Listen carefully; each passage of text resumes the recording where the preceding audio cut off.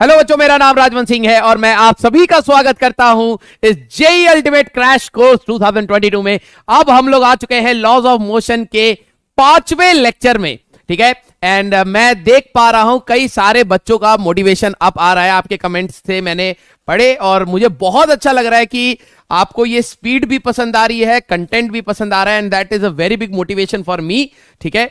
और मैं कुछ कमेंट्स और पढ़ रहा था, ठीक है। अभी लॉज ऑफ मोशन का MIC का लेक्चर नंबर 1 गया है और मैं 5वां रिकॉर्ड कर रहा हूं बिकॉज आने वाले टाइम में मेरे पास बैचेस का लोड और बढ़ जाएगा, तो मुझे थोड़े से प्री रिकॉर्डेड लेके चलना पड़ रहा है, लेकिन ठीक है, ठीक है।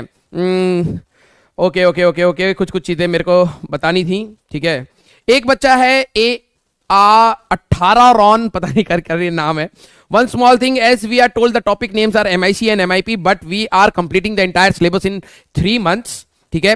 So I have an important request for you. It would be very handy if you would be able to give us the names of the chapter that are most important. Yes बेटा, हम आपको most important chapters का नाम दे रहे हैं, full syllabus, ठीक है। अरे आपको क्या पता कि आपके शिफ्ट में कौन सा क्वेश्चन आ जाएगा, ठीक है। जो आप पढ़ सकते हैं, जो आप चीजें समझ सकते हैं, उसको सेग्रीगेट आउट करिए और उसको अपना स्ट्रॉन्ग पॉइंट बनाइए, ठीक है। आप कभी भी एग्जाम में जब अपने मार्क्स अटेन करते हैं तो आप अपने स्ट्रेंथ पे करते हैं, वीकनेस पे नहीं करते। मान लीजिए मैं कह रहा हूं कि मॉडर्न फिजिक्स के 4 क्वेश्चन अप्रोक्सीमेटली हर साल आ रहे हैं, 3-4 क्वेश्चन हर साल आ रहे हैं। आप मॉडर्न फिजिक्स से अलाइन ही नहीं हो पा रहे, आप अपना समय उन 4 क्वेश्चन पे लगा रहे हैं, बल्कि ग्रेविटेशन का मान लीजिए 1 क्वेश्चन ही आ रहा है, ठीक है। अगर वो आपका स्ट्रेंथ बन सकता है क्योंकि आप ग्रेविटेशन को इलेक्ट्रोस्टैटिक्स से क्लब करके जल्दी समझ सकते हैं, कम समय में आप अपना 1 क्वेश्चन कर सकते हैं, तो आप स्मार्ट स्ट्रेटेजी लगाइए, ये वाली स्ट्रेटेजी अभी नहीं, ठीक है। एग्जाम से पहले जब आपके सारे चैप्टर्स एक बार कवर हो जाएंगे, आपने सब पढ़ लिया, आपको पता है कि आपको क्या आता है क्या नहीं आता है, तब आप वेटेज देखिए। और ये वेटेज ऑनलाइन अवेलेबल है कि किस चैप्टर से क्या वेटेज आ रहा है, तो आप थोड़ा सा कंसाइज हो पाएंगे कि हाँ यार, कि चलो मैं जिस चैप्टर को पढ़ रहा हूं उसका वेटेज है या फिर नहीं, ठीक है। हाँ, मदन MKM, ठीक है। Sir, I am doing revision of first PU positions with you, I am simultaneously reading second PU positions. I don't no बेटा PU पोजीशंस क्या होता है। मेरे हिसाब से शायद आप 12th का खुद से कर रहे हैं और 11th का हमारे साथ कर रहे हैं, ठीक है। प्लीज से sir I can not do this और not because I am confuse sir, please से सर, ठीक है। तो बेटा you don't have to be confuse, you just have to utilize your time. बहुत बेसिक सी चीज है, if you have the time you can do. अगर मान लीजिए मैं आपका अभी कह दूं कि यार इस साल पेपर नहीं हो रहा, अगले साल पेपर हो रहा है, तो क्या मैं नहीं कहूंगा कि आप और चीजों को पढ़िए और डेप्थ में जाइए, you have the time. But आपको ये चीज सोचनी है कि what is more beneficial for you. See, मैं अपने आप को जानता हूं, मैं आपको नहीं जानता कि आपका नेचर कैसा है। I know that you are my student, ठीक है, but I don't know the exact nature of you, ठीक है। कि आप कितनी मेहनत करना चाहते हैं, कितनी कर सकते हैं, क्या आपका स्ट्रांग है, क्या आपका वीक है, क्या आप कैलकुलेशन में गलती करते हैं, क्या आप कंसेप्चुअली गलती करते हैं, आई डोंट नो, ठीक है। The only thing which I can recommend is कि लाइक वर्किंग हार्ड, ठीक है। आप अपने वीकनेस पॉइंट्स को देखिए और उन पे वर्क करिए, ठीक है बेटा, और ये आपके लिए बेनिफिशियल होगा। और मैं बता रहा हूं, कुछ बच्चों को शायद हवा भी नहीं लग रही है कि हो क्या रहा है, भले ही वो फिजिक्स हो, केमिस्ट्री हो, मैथ्स हो। मैं रीजन बता रहा हूं बेटा, क्रैश कोर्स उन बच्चों के लिए जनरली होता है जिनका परसेंटाइल 20 या 30 से लेके 80 तक का होगा, ठीक है। बिल्कुल खत्म बच्चों के लिए नहीं और बिल्कुल अच्छे टॉप वालों के लिए भी नहीं, ठीक है। क्योंकि मैं अगर कह रहा हूं कि अगर टॉप मींस टॉप 100 वालों के लिए भी नहीं है, crash course is not for top 100, ठीक है। आप इंप्रूव करके हो सकता है टॉप रैंक भी ले आए इससे, मैं ये बिल्कुल नहीं कह रहा कि यहां से अच्छी रैंक नहीं निकलती है, ठीक है, बिल्कुल निकलती है। लेकिन जो टॉपर होता है उसने जनरली चीजें पढ़ी होती है, ठीक है। वो बार बार थ्योरी का F=ma नहीं पढ़ना चाहेगा, वो क्वेश्चन लगाना चाहेगा, ठीक है। लेकिन हाँ, अगर आपको चाहिए कि हाँ सर मेरे को 11th पढ़ी थी, लेकिन हाँ कुछ चीजें मैं रिवाइज नहीं कर पाया, कुछ चीजें मेरी वीक हैं, कुछ चीजें मेरे को नहीं समझ आती, या मैंने PYQs उस तरीके से नहीं लगाए थे और एनालिसिस नहीं करी थी, तो आप जितने समय में खुद से करेंगे उससे ज्यादा बेटर आप एक टीचर के साथ लग के कर सकते हैं। ये उसका फायदा होता है बेटा, ठीक है। हाँ सर, वेबसाइट क्रैश होती रहती है, फोन पर देखना पड़ता है लेक्चर, रोने लगा बेचारा। अरबाज बेटा कोई नहीं, देखो यार तुम्हें भी पता है PW कहां से उठा है, ठीक है, और उठ रहा है, ठीक है। अब धीरे धीरे फीचर्स ला रहे हैं, अलग सर कोशिश कर रहे हैं, पूरी टीम लगी पड़ी है, हम लोग पढ़ा रहे हैं सर, आगे का पीछे का सब कुछ देख रहे हैं, ठीक है। थोड़ा सा टाइम दो बेटा, थोड़ा सा आप भी मैनेज करिए। और ऐसा नहीं होता कि टीम में टेंशन नहीं होती जब ऐप क्रैश होती है या फिर ये सारी चीजें होती हैं, team is working on it, ठीक है। तो थोड़ा सा आप भी उनके साथ कोऑपरेट करिए, ठीक है बेटा। Okay, very thank you for all the effort at this low cost. खुशी इतनी हो रही है कि समझ नहीं आ रहा कैसे बताऊं। Aditya Thamre, love you, Thamre love you बेटा। बेटा it's not about the cost, it's about your future, ठीक है। And the whole PW team works कि इस तरीके से कि आपका फ्यूचर एक अच्छी जगह पर जाए अगर आप मेहनत करेंगे। मैं ये नहीं कहता कि यहां पे बेस्ट पढ़ाया जाता है, मैं यहां पर कहता हूं कि यहां पे शिद्दत से पढ़ाया जाता है, दिल से पढ़ाया जाता है, ठीक है। तो सारे teachers all over the world अच्छा ही पढ़ाते हैं, बस आप उनके साथ ट्यूनिंग की बात है। अगर आपकी ट्यूनिंग यहां पे सेट हो गई तो आपको अच्छा लग रहा है, ठीक है। It's not about the price amount बेटा, ठीक है। और जो आपने यहां पे लिया है प्राइस मत देखो, ये मत देखो, आप चुपचाप पढ़ाई करो बिकॉज रिजल्ट मैटर्स, ठीक है। सर आप ये क्यों कह रहे हो? हेलो बच्चों, मेरा नाम राजवंत सिंह है। नहीं कौन है वो जो आपको नहीं जानता? बेटा अभी हमें कोई नहीं जानता, सच बताएं तो, ठीक है। हमें तब जानेगा जब आप रैंक लाके दिखाएंगे, ठीक है, तब हमें कोई जानेगा, ठीक है। अभी हमें कोई नहीं जानता, सच बताएं तो, ठीक है। अच्छा, नंदिनी ने बोला था कि सर जो कोलिजन वाला क्वेश्चन कराया था, ठीक है, थ्योरी में मोस्ट प्रोबेबली लेक्चर 1 में, जब बॉल ऐसे कोलाइड करके ऐसे जा रही है हमारे पास, तो उन्होंने कहा कि बेटा इंपल्स, बेटा कह रहा है कि इंपल्स हमारे पास 0 होगा सर, चेंज इन मोमेंटम नहीं हुआ सर, डायरेक्शन ही तो चेंज हुई। अरे बेटा हमारे पास इक्वल वेक्टर क्या होते हैं जिनका मैग्नीट्यूड और डायरेक्शन सेम होता है। अगर डायरेक्शन चेंज हो गया तो हमारे पास वेक्टर चेंज हो गया। तो हमारे पास पहले मोमेंटम का डायरेक्शन ये है, अब मोमेंटम का डायरेक्शन ये है। तो आप ये नहीं कह सकते कि हमारे पास 2 न्यूटन ये है, मतलब मान लो कि 2 kg मीटर पर सेकंड ये है और 2 kg मीटर पर सेकंड ये है, तो चेंज नहीं हुआ। There is no change in the magnitude but because there is a change in the direction, तो हम लोग मोमेंटम को चेंज कहते हैं बेटा, ठीक है। तो हम लोगों का इंपल्स वहां पर 0 नहीं होगा, ठीक है। हाँ, फिर उसके बाद रानी बेटा थैंक्स अ लॉट, ठीक है। कोशिश हमारी भी जारी रहती है, हम लोग भी इंप्रूव करते रहते हैं, ठीक है। गाना गाने के लिए बोल नहीं सकते, ठीक है, हमारे पास टाइम भी नहीं है। यस, ये बात तो सच है कि हमारे पास इतना टाइम नहीं है कि हम लोग इंजॉय कर पाए, ठीक है। एक बार आपका रिजल्ट आ जाएगा बेटा तो डेफिनेटली इंजॉय करेंगे, ठीक है, उसका कोई वो टेंशन मत लो। बस एक बार मैंने कहा ना कि ये 73 दिन एक बार अपने आप को फूक दो, फिर देखना, फिर आपको खुद ही लगेगा कि हर चीज, हर मोमेंट इंजॉयमेंट वाला है, ठीक है। और हमें भी लगता है यार, जब हमारे बच्चे अच्छे कमेंट्स करते हैं, अच्छे रिप्लाई करते हैं, अच्छा फीडबैक देते हैं, तो हमें भी लगता है यार कि हाँ चलो यार और इनपुट डाला जाए, कुछ अच्छा से निकाला जाए और बच्चों को कुछ अच्छा बताया जाए, ठीक है। तो thanks a lot for all the students जो इस चीज को पॉजिटिवली ले रहे हैं, and love you a lot, ठीक है। और गाने वाने की बात रही तो बीच में बिल्कुल सुना देंगे, टेंशन ना लो, ठीक है। A car moves at a constant speed on a road as shown in the figure. Car है नहीं लेकिन रोड हमारे पास पहाड़ी टाइप से है, मान लो ये हमारे पास एक कार है और ये कांस्टेंट स्पीड से, मतलब स्पीड कांस्टेंट है, 10 मीटर प्रति सेकंड की स्पीड से ये कांस्टेंटली स्पेस से जा रही है। The normal force by the road on the car is NA and NB where at the points A and B are the, ये हमारे पास रिस्पेक्टिवली, ठीक है। अगर मैं यहां पर बात करूं, ठीक है, हमारे लिए ये इस टाइप से ये कार ऐसे जाएगी, तो हमें ये बताना है कौन सा NA ज्यादा होगा, NB ज्यादा होगा। लेकिन लॉजिकली अगर मैं देखूं बेटा, ये कोई सर्कल तो है नहीं, लेकिन जब ये कार यहां पर होगी, इसका फ्री बॉडी डायग्राम बना के देखें। मैंने आपको फ्री बॉडी डायग्राम बनाने सिखाए थे। तो अगर A पॉइंट की अगर मैं बात करूं तो कार हमारे पास A पॉइंट पर अगर है तो यहां पर इसका खुद का वजन होगा mg, ठीक है। यहां पर नॉर्मल रिएक्शन होगा Na और ये v स्पीड से जा रही है और कोई भी फोर्स नहीं है हमारे पास, और कोई भी फोर्स हमारे पास नहीं है। कुछ बच्चे कहेंगे सर ये तो फ्रिक्शन की वजह से चल रही है, राइट। हमारे पास जब ये टॉप पॉइंट पर जाएगी तो लॉजिकली समझना बेटा, यहां पर उसको स्पीड नहीं देनी, यहां पे फ्रिक्शन की जरूरत नहीं है। क्यों? अगर फ्रिक्शन होता तो ये चेंज कर जाएगा बेटा, ये हमारे पास फ्रिक्शन चेंज कर जाएगा। इसके बाद जब ये नीचे जाएगा तो इसको ब्रेक मारना पड़ेगा, तब फ्रिक्शन लगेगा, ऊपर जाने के लिए फ्रिक्शन लगेगा। Top point at the instant अगर मैं बात करूं तो वहां पर फ्रिक्शन नहीं है। तो हमारे पास ये दोनों आए और इसका सेंटर यहां कहीं है। तो अगर मैं इक्वेशन को लिखूंगा बेटा तो हमारे पास mg minus Na equal to, बच्ची याद आ गई, mg छोटा लिख रहा था मैं, mg minus Na equal to जिस साइड सेंटर होता है उस साइड का force minus Na equal to mv square by इसका रेडियस Ra, यह आएगा। तो अगर मैं देखूं तो mg minus mv square by Ra is equal to हमारे पास Na। एंड सिमिलरली अगर आप ध्यान से देखोगे बेटा, इस पॉइंट के लिए भी जब B पॉइंट पर होगा तो इसका mg इधर होगा, नॉर्मल हमारे पास इधर होगा। तो इसकी इक्वेशन भी क्या बनेगी, mg minus nb equal to mv square by इसका रेडियस अलग है rb, हाँ या ना। तो nb की अगर आप बात करेंगे तो nb हमारे पास आएगा mg, ठीक है, minus mv square bye rb, ये हमारे पास आएगा। आप आसानी से, क्योंकि इन्होंने स्पीड कांस्टेंट दे रखी है, क्योंकि mv स्क्वायर बाय r दोनों का वैल्यू हमारे पास mv स्क्वायर दोनों का सेम रहे, इसलिए उन्होंने ये चीज दे रखी है। अब जरा देखो, अब आपको बताना है कौन सी वैल्यू सेम होगी। जरा ये देखो, हमारे पास इसका radius Ra is less than R B, है ना। आर ए कम है तो ये वाली डिनोमिनेटर जब कम होगा तो ये बड़ी वैल्यू हो जाएगी, है ना। अगर मैं बात करूं तो ये ओवरऑल जो ये वैल्यू है mg तो फिक्स है, mg तो फिक्स है, ये वाली वैल्यू बड़ी हो जाएगी और इसमें रेडियस बड़ा होने की वजह से हमारे पास ये वाली वैल्यू कम हो जाएगी। अब जरा देखना, एक फिक्स क्वांटिटी में से आप बड़ी क्वांटिटी घटा रहे हो तो Na की वैल्यू कम हो जाएगी, Na will be less than Nb, हाँ या ना, ठीक है। तो अब ऑप्शन देख लो, Na will be less than Nb, C option that will be the answer. चला जाए आगे। Next question HC Verma based question है, ठीक है।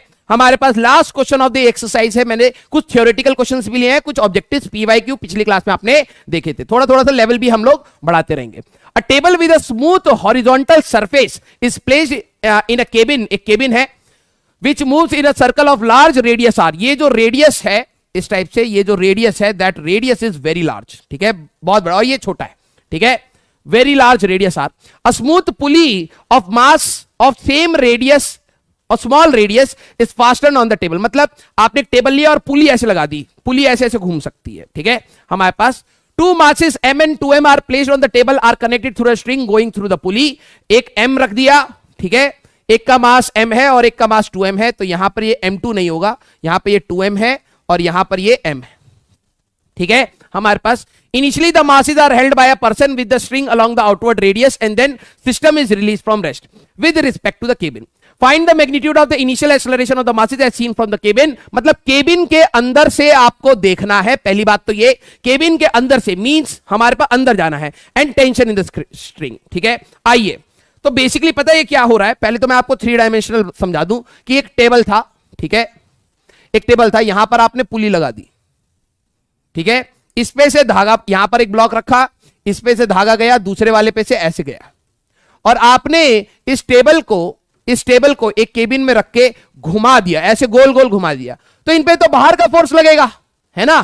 तो अब आते हैं टॉप व्यू देखते हैं। तो हमारे पास जो ये टेबल था, ठीक है, जो ये टेबल था, अगर मैं बात करूं, और ये हमारे पास पुली थी, यहां पर हम लोग एक मास ले लेते हैं 2m, इसका वजन किधर होगा, नीचे। कुछ बच्चे कहेंगे सर आपने वजन तो बनाया नहीं इधर, अरे this is the top view, ठीक है। तो हमारे पास जो वेट होगा, ध्यान से सुनना, जो वेट होगा वर्टिकली इनवर्ड होगा, वर्टिकली इनवर्ड, मैं ऊपर से देख रहा हूं भाई, ठीक है, वर्टिकली इनवर्ड होगा, तो उसको बनाने की जरूरत नहीं है हमारे पास। और यहां पर जो दूसरा ब्लॉक है m, ठीक है।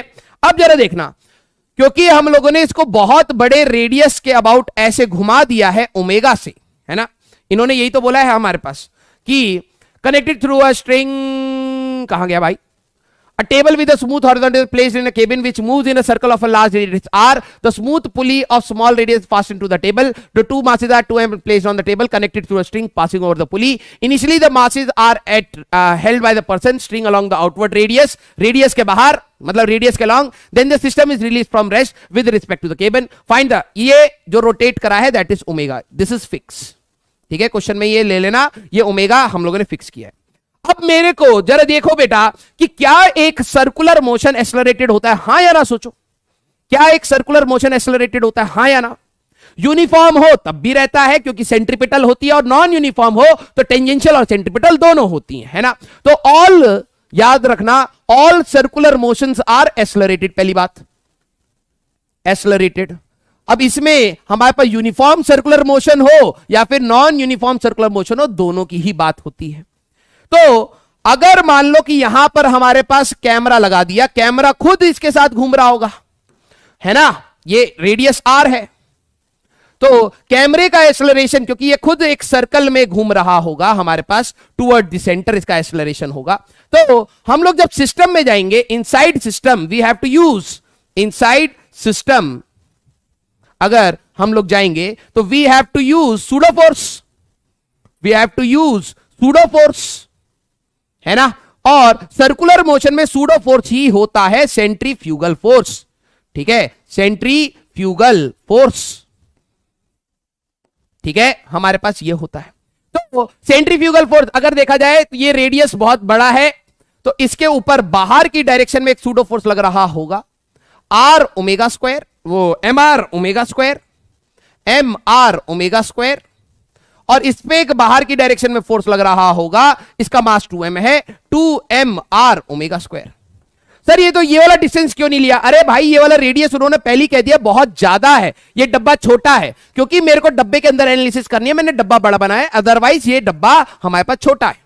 और अगर आप ध्यान से देखोगे तो यहां पर टेंशन डेवलप हो जाएगा। वेट क्यों नहीं बना रहे? वेट अंदर की डायरेक्शन में है, वेट हमारे पास अंदर की डायरेक्शन में है, और नॉर्मल रिएक्शन दोनों का बाहर होगा। ठीक है, अब जरा देखो यार, सिस्टम में आ गए, सूडो फोर्स बना दिया, तो ये अब कैमरे से देखो, कैमरे से एक बॉडी पर फोर्स लग रहा है 2m आर ओमेगा स्क्वायर और एक पर लग रहा है mr ओमेगा स्क्वायर। क्या आपको समझ नहीं आ रही है चलेगा? क्या आपको ये समझ नहीं आ रही है चलेगा? चलेगा ना भाई।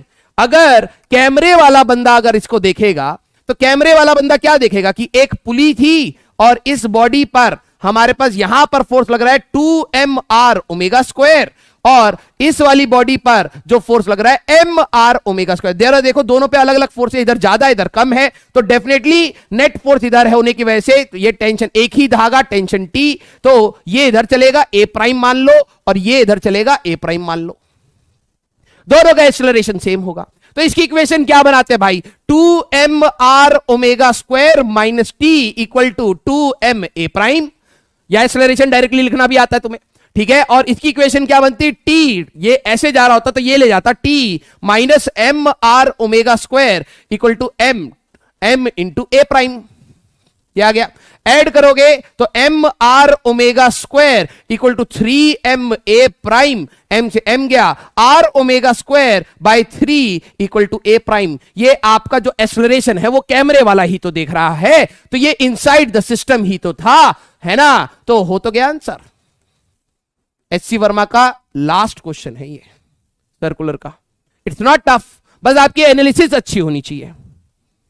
अगला question, a car goes on a horizontal circular road, ये इस टाइप का क्वेश्चन बेटा जेई ने, ये एचसीवी बेस्ड है, एचसीवी एक्सरसाइज का क्वेश्चन है, ठीक है। और मैं आपको दिखाऊंगा जेई मेंस में इसी टाइप से क्यों बोला जाता है पता है? जब बच्चा 11वीं में आता है हम बोलते हैं एचसीवी को आप शिद्दत से लगाओ, ठीक है। मैं ये नहीं कह रहा सारे क्वेश्चन आपसे होंगे, लेकिन आप सीखिए, सारे क्वेश्चन को कुछ ना कुछ सीखिए, ठीक है। और अगर आप देखोगे एचसीवी बेस्ड कितने सारे क्वेश्चन पूछे जाते हैं तो उनका बच्चों का सिलेक्शन होता है। अब वहां पर जाते समय 11वीं में पता क्या होता है, हम ये भी लगा लेंगे, हम वो भी लगा लेंगे, सर इरोडो से क्वेश्चन दे दो। अरे भैया एचसीवी से जब क्वेश्चन आ रहे तो इरोडो से क्या करोगे? पहले एचसीवी तो लगाओ, ठीक है। अगर आपने एचसीवी लगाई होती तो घबरा नहीं रहे होते। अ कार गोज, मैं दिखाता हूं यहां पे एक क्वेश्चन आपको दिखाऊंगा, जब चलो अभी हम करेंगे सारे क्वेश्चन तो उसमें आएगा ही, ठीक है। A car goes on a horizontal circular road, मैं टॉप व्यू बना रहा हूं, ठीक है। हमारे पास इस टाइप से एक रोड है, ठीक है, ऊपर से दिखा रहा हूं, और यहां पर हमारे पास कार है, तो इसका वजन अंदर होगा, नॉर्मल रिएक्शन बाहर, ठीक है, ओके। ऑफ रेडियस आर, इसका जो ये रेडियस है दैट इज आर, ठीक है। The speed is increasing at a constant rate DV by D. जरा ये देखो, जो इसकी स्पीड है, अगर मान लो यहां पर अभी ये 10 है तो ये कह रहा है कि कुछ कांस्टेंट रेट से बढ़ रही है, कुछ बढ़ गई होगी 20, मींस ये नॉन यूनिफॉर्म सर्कुलर मोशन है। तो आपको जो dv बाई dt दे रखा है, this is nothing but the tangential acceleration, है ना। मतलब इसकी स्पीड बार बार चेंज करेगी, रेस्ट से स्टार्ट हुई, थोड़ी और बढ़ी, थोड़ी और बढ़ी, थोड़ी और बढ़ी, ये बढ़ते ही जा रही है। This means speed of the car is increasing, speed of car increase करते हुए जा रही है, ठीक है, ठीक है। The frictional coefficient between the road and the car is mu. Find the speed at which car will sit. ओए क्या है? skid, हाँ फिसल जाएगी। अब जरा देखो यार, ये जो कार है, ये जो हमारे पास कार है, इसका वजन नीचे है mg। अब आपको पता है ना, आई कैप, जे कैप और के कैप बाहर की डायरेक्शन में होता है। आई कैप नेगेटिव एक्स एक्सिस, जे कैप नेगेटिव वाई एक्सिस, के कैप अंदर। तो एक्चुअली में जो इसका वेट है मैं आपको लिख देता हूं, वेट जो है दैट इज माइनस mg, अंदर की डायरेक्शन में है, के कैप है।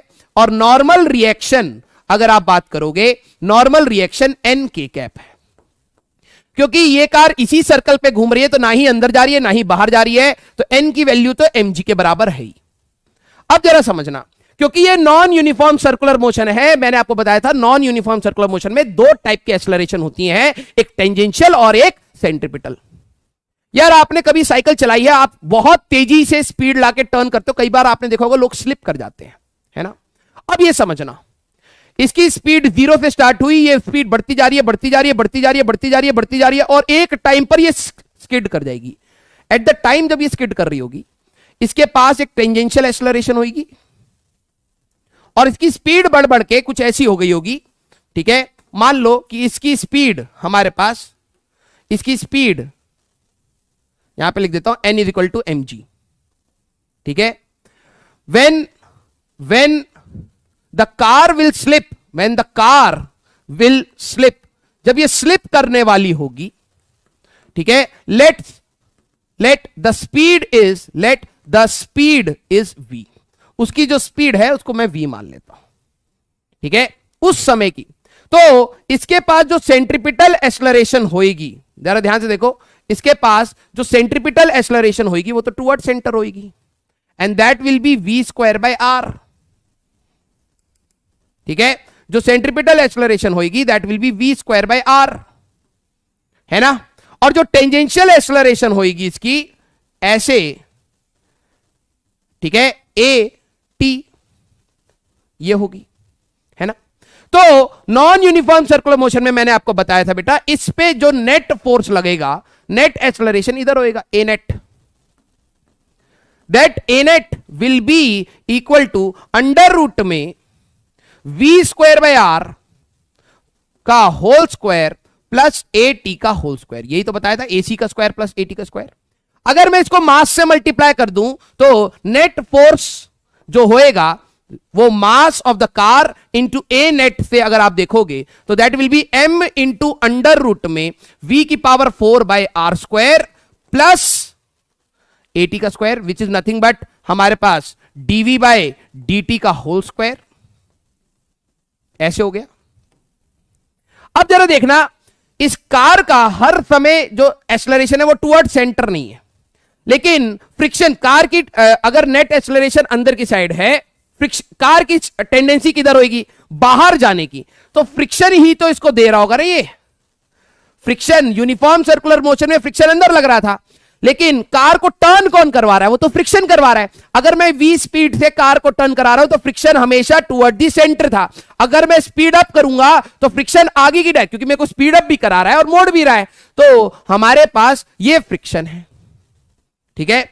द कार विल स्लिप जब हमारे पास फ्रिक्शन अपनी मैक्सिमम वैल्यू पर आ जाए, that is μs times normal reaction. Normal reaction तो अभी भी mg है, और यही इसके लिए मैक्सिमम जो ये फोर्स था उस समय स्लिप करने का, ये जो फोर्स था वो फ्रिक्शन की मैक्सिमम वैल्यू बन जाए, तो यहां पर आएगा m इंटू अंडर रूट में v⁴/r² प्लस हमारे पास dv/dt का होल स्क्वायर, जिसको आप a भी कह सकते हैं। तो m से m चला गया। क्वेश्चन में क्या पूछा था हमसे, find the speed at which car will skid, तो v हमें निकालना है, तो ये हो जाएगा μ²g², ठीक है, और हमारे पास v⁴/r² प्लस dv/dt का होल स्क्वायर, इसको इधर ले जाओ, ठीक है। तो μ²g² ये स्टैटिक वाला ही होगा, माइनस dv/dt का होल स्क्वायर इंटू r² की power 1/4, that will be the v। अब ये HCV का क्वेश्चन है, बहुत प्यारा, ठीक है, ये HCV का क्वेश्चन है। अब थ्योरी को अगर आप देखो तो आपके क्वेश्चन में, ठीक है, अभी तक आपके जो हमारे पास CBSE में जो पढ़ाया जाता है, ठीक है, अगर आप ध्यान से देखो तो आपने v की वैल्यू अंडर रूट में μs/g पढ़ी थी, थ्योरी में भी मैंने पढ़ाया था।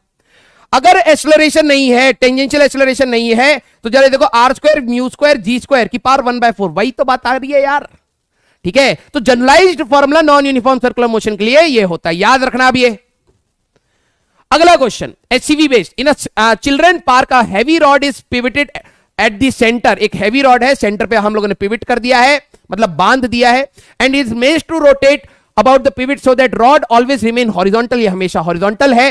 To kids hold the rod near the end thus rotate with the rod, ये ऐसे इसके साथ घूमने लगते हैं पागल बच्चे। Let the mass of each kid is 15 kg, ये भी 15 kg का है और ये भी 15 kg का है, ठीक है हमारे पास। The distance between the position of the rod where the two kids hold is 3 metre. मतलब ये यहां से 3 मीटर है और ये यहां से 3 मीटर है, दोनों इक्वली डिस्टेंट है। And suppose that the rod rotated 20 revolutions पर मिनट। मैंने आपको बताया था ये जो आपको दे रखा है आरपीएम विच इज 20 आरपीएम, ठीक है, ये आपके लिए होती है फ्रीक्वेंसी। तो न्यू आपको दे रखा है 20 आरपीएम, तो आप इसको पहले आरपीएस में कन्वर्ट करेंगे तो न्यू जो एक्चुअली होगा 20/60 आरपीएस, 60 से डिवाइड कर देंगे 1/3 आरपीएस। ये ओमेगा नहीं होता, ओमेगा होता है 2π/t या 2π न्यू, तो ये हो जाएगा हमारे पास 2π/3 रेडियंस पर सेकेंड। ये इतनी ओमेगा से घूम रहे हैं, ठीक है।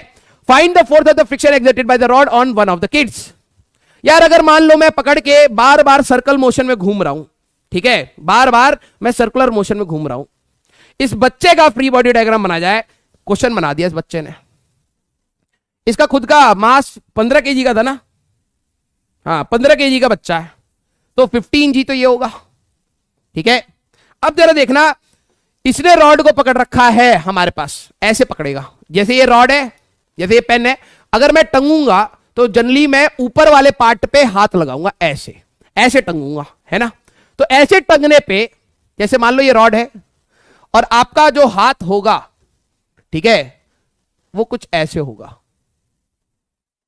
है ना। आपका जो ये हाथ होगा वो कुछ ऐसे, पता नहीं क्या हो गया, ठीक है। हाँ, तो यहां पर जो कांटेक्ट होगा तो एक नॉर्मल रिएक्शन ऐसे और एक नॉर्मल रिएक्शन रॉड को, तो एक बच्चे के ऊपर जो नॉर्मल रिएक्शन होगा वो इधर होगा, है ना। बच्चे पे जो नॉर्मल रिएक्शन होगा, अगर ये स्मूथ होता तो बच्चा बाहर गिर जाता है। आपने करके देखा होगा ना, कॉपी पे प्लेट वो कुछ भी रखो और गोल घुमाने की कोशिश करो तो वो बाहर की डायरेक्शन में जाके गिर जाता है ना। तो ये जो रॉड थी, इसको, इसकी बच्चे की टेंडेंसी, जो किड है, kid has tendency to slip out, तो इसको रोक के कौन रखेगा भाई, रोक के रखेगा इसका फ्रिक्शन। यहां पर इसका फ्रिक्शन होएगा, है ना, यहां पर इसका फ्रिक्शन होएगा। तो ये फ्रिक्शन इसके लिए एक सर्कुलर मोशन का काम कर रहा है, 3 मीटर के रेडियस पे घुमा पा रहा है इसको। तो बेसिकली अगर मैं बात करूं तो friction is acting as a centripetal force, है ना। तो फ्रिक्शन की वैल्यू क्या होगी, mu times the normal reaction will be acting as mr omega square. अब जरा देखो नॉर्मल रिएक्शन, क्योंकि ये वाई एक्सिस के लॉन्ग चल नहीं रहा है, सिग्मा वाई मस्ट बी 0, तो नॉर्मल रिएक्शन mg के बराबर होना चाहिए, है ना। रख दो यहां पर mu mg equal to M R omega square, m से m गया, म्यू g बाय r का रूट।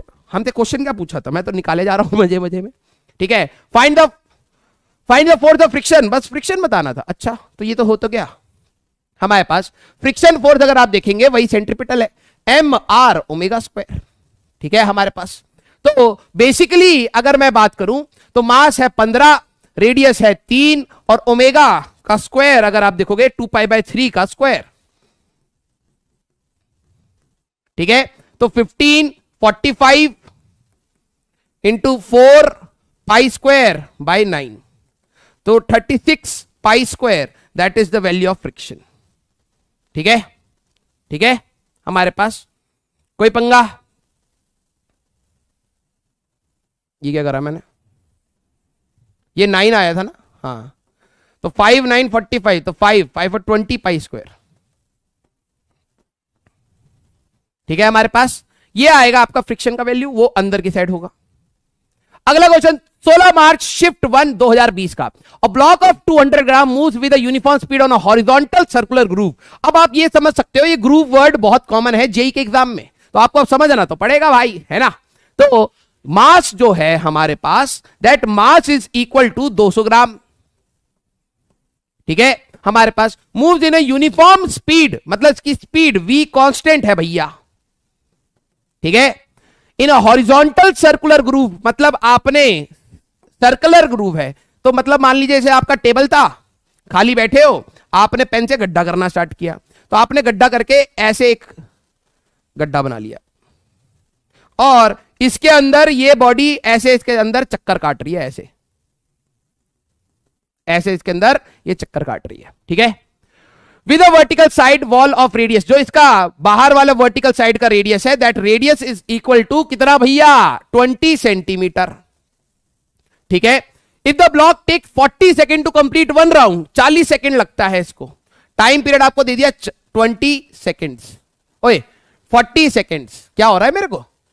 ठीक है। तो omega that will B 2 pi by T. ठीक है। तो ओमेगा 2 पाई बाय 40, तो हमारे पास पाई बाय 20 हमारे पास रेडियंस पर सेकेंड। इससे मेरे को एक बच्चे का डाउट और याद आया, बेटा जो सेकंड हैंड वाला वॉच का क्वेश्चन था, 15 सेकंड में एक बच्चे ने पूछा कि सर 15 सेकंड में ये यहां से यहां कैसे चला जाएगा?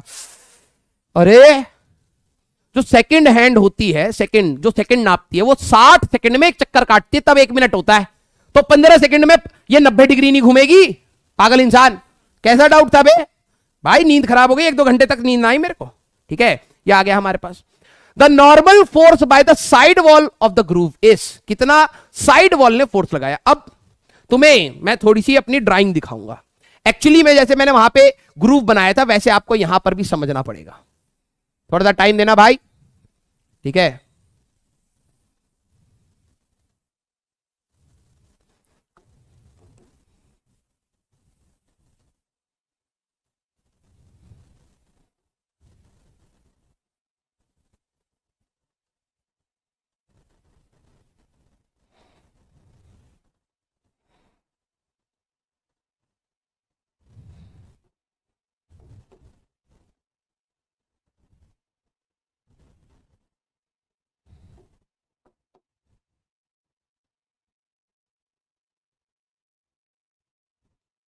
समझ रहे हो?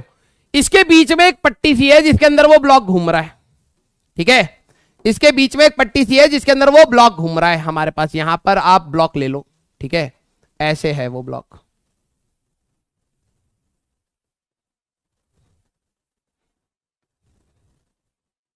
ये है वो ब्लॉक जो चक्कर काट रहा भाई, इसके ऐसे खर्र खर्र, है ना? अब जरा देखो भाई, तो ओमेगा उन्होंने दे दिया, एम दे दिया, वी कांस्टेंट स्पीड से घूम रहा है। जरा देखो यूनिफॉर्म स्पीड से, तो टाइम पीरियड फिक्स हुआ, तो हम लोगों ने ओमेगा निकाल लिया। अब साइड वॉल ने कितना फोर्स लगाया? तो क्या आप ये समझ नहीं सकते कि भैया जब ये बाहर, जब आपकी कार जब मुड़ती है तो आप बाहर की डायरेक्शन में फोर्स लगाते हो, हाँ या ना? आपके ऊपर सेंट्रीफ्यूगल फोर्स बाहर की डायरेक्शन में लगता है, हाँ या ना? अगर मान लो कि भाई कार है, आप 3 लोग पीछे बैठे हुए हो, पापा ने अचानक से कट मारा भैंसे को बचाने के चक्कर में, और तुम भैंसों को जैसे अपने इस साइड वाले भाई बहन को कुचल देते हो, हाँ या ना? तो उस वाली दीवार पे फोर्स लगेगा ना? तो हमारे पास अगर ये बार बार चक्कर काट रहा है तो कौन सी दीवार पे फोर्स लगेगा भाई? ये साइड वाली वॉल पे, इस वाली वॉल पे, है ना? ये जो साइड वाली वॉल है इसी पे तो फोर्स लगेगा, आया ना? ठीक है। तो अगर मैं इसका टॉप व्यू बनाऊं तो टॉप व्यू में जो हमारे पास ये ब्लॉक था और ये इससे हल्का सा कांटेक्ट ऐसे कम हो जाएगा हमारे पास। तो बेसिकली इसके ऊपर जो बाहर की डायरेक्शन में फोर्स होएगा, बाहर की डायरेक्शन में, that will be M R omega square, और ये कांटेक्ट होने की वजह से नॉर्मल रिएक्शन यहां होगा।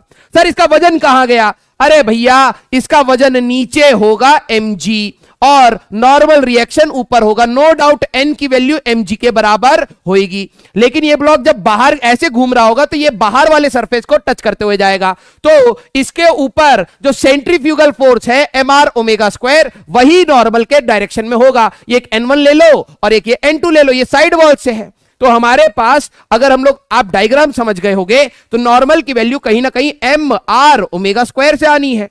तो मास 200/1000 इंटू रेडियस, रेडियस कितना था भाई? है 20/100 इंटू ओमेगा का स्क्वायर, तो पाई स्क्वायर डिवाइडेड बाय कितना है हमारे पास? 400। ठीक है। ये आ जाएगा हमारे पास। तो 0 0 काटा पीटी करी जाए। ठीक है। तो 0 0 0 0 0 0 हमारे पास, तो ये 2 2 गया हमारे पास। तो पाई स्क्वायर अप्रोक्सीमेटली 9.8 के आसपास आंसर आएगा। ठीक है। तो पाई स्क्वायर 1 1 2 3 4 इंटू 10 की पावर -4। ठीक है हमारे पास। तो 9.5 के आसपास यही आंसर आएगा। ऑर्डर का देख लो, तो हमारे पास ये आंसर आ गया। टफ नहीं था भैया। और अगर आप ध्यान से देखो तो मैंने पिछली क्लास में जो एक वो वाला बताया था कि आप ए एक्सेलरेशन से लेके जा रहे थे, 2005 का जेई का क्वेश्चन था, कहीं ना कहीं हल्का सा आपको झलक उसकी नहीं दिखाई दे रही? झलक वही है ना? अगला क्वेश्चन 16 मार्च 2020 का गर्मा गर्म क्वेश्चन आपके सामने परोस दिया गया है।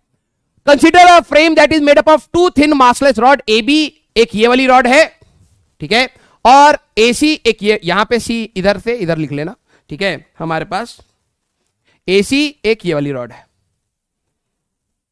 ठीक है। हाँ, अब हमारे पास a vertical force P of magnitude, एक फोर्स है जिसका मैग्नीट्यूड 100 न्यूटन है, आपने 100 न्यूटन ऐसे लगा दिया, ठीक है, is applied at the point पे A of the frame. Suppose the force P is resolved, आपने P को रिजॉल्व करा है, तोड़ा गया है। और देखो रेजोल्यूशन के ऊपर question, parallel to the arms A B and A C of the frame, मतलब आपने इसके अलॉन्ग भी इसको तोड़ दिया और इसके अलॉन्ग भी इसको तोड़ दिया, ठीक है, AC of the frame. The magnitude of the resolve component along the arm AC, AC के अलॉन्ग जो है that is x newton, the value of x to the nearest integer is, ठीक है। तो बेसिकली आपको ए बी से तो कोई लेना देना नहीं है, एसी के अलॉन्ग जरा ये देखो, जो ये रॉड थी, हमने जो ये फोर्स लगाया, इस पे 100 न्यूटन का ऐसे लगाया, ठीक है। 145 डिग्री वो है तो 35 डिग्री ये हुआ, क्योंकि लीनियर पेयर के हिसाब से 180 होना चाहिए। अगर ये 35 डिग्री है तो ये भी 35 डिग्री हुआ ना बेटा। तो अगर आप इसको रिजॉल्व करते तो बेटा मैंने क्या कहा था, आप परपेंडिकुलर ड्रॉप करते, जिस साइड एंगल होता है उस साइड कॉस थीटा जाता है, तो ये वाला फोर्स की वैल्यू कह रहा है वो x न्यूटन है, तो 100 cos 35 चाहिए हमें, ठीक है। तो आंसर आपका कहीं ना कहीं 100 इंटू cos 35 के आसपास होगा।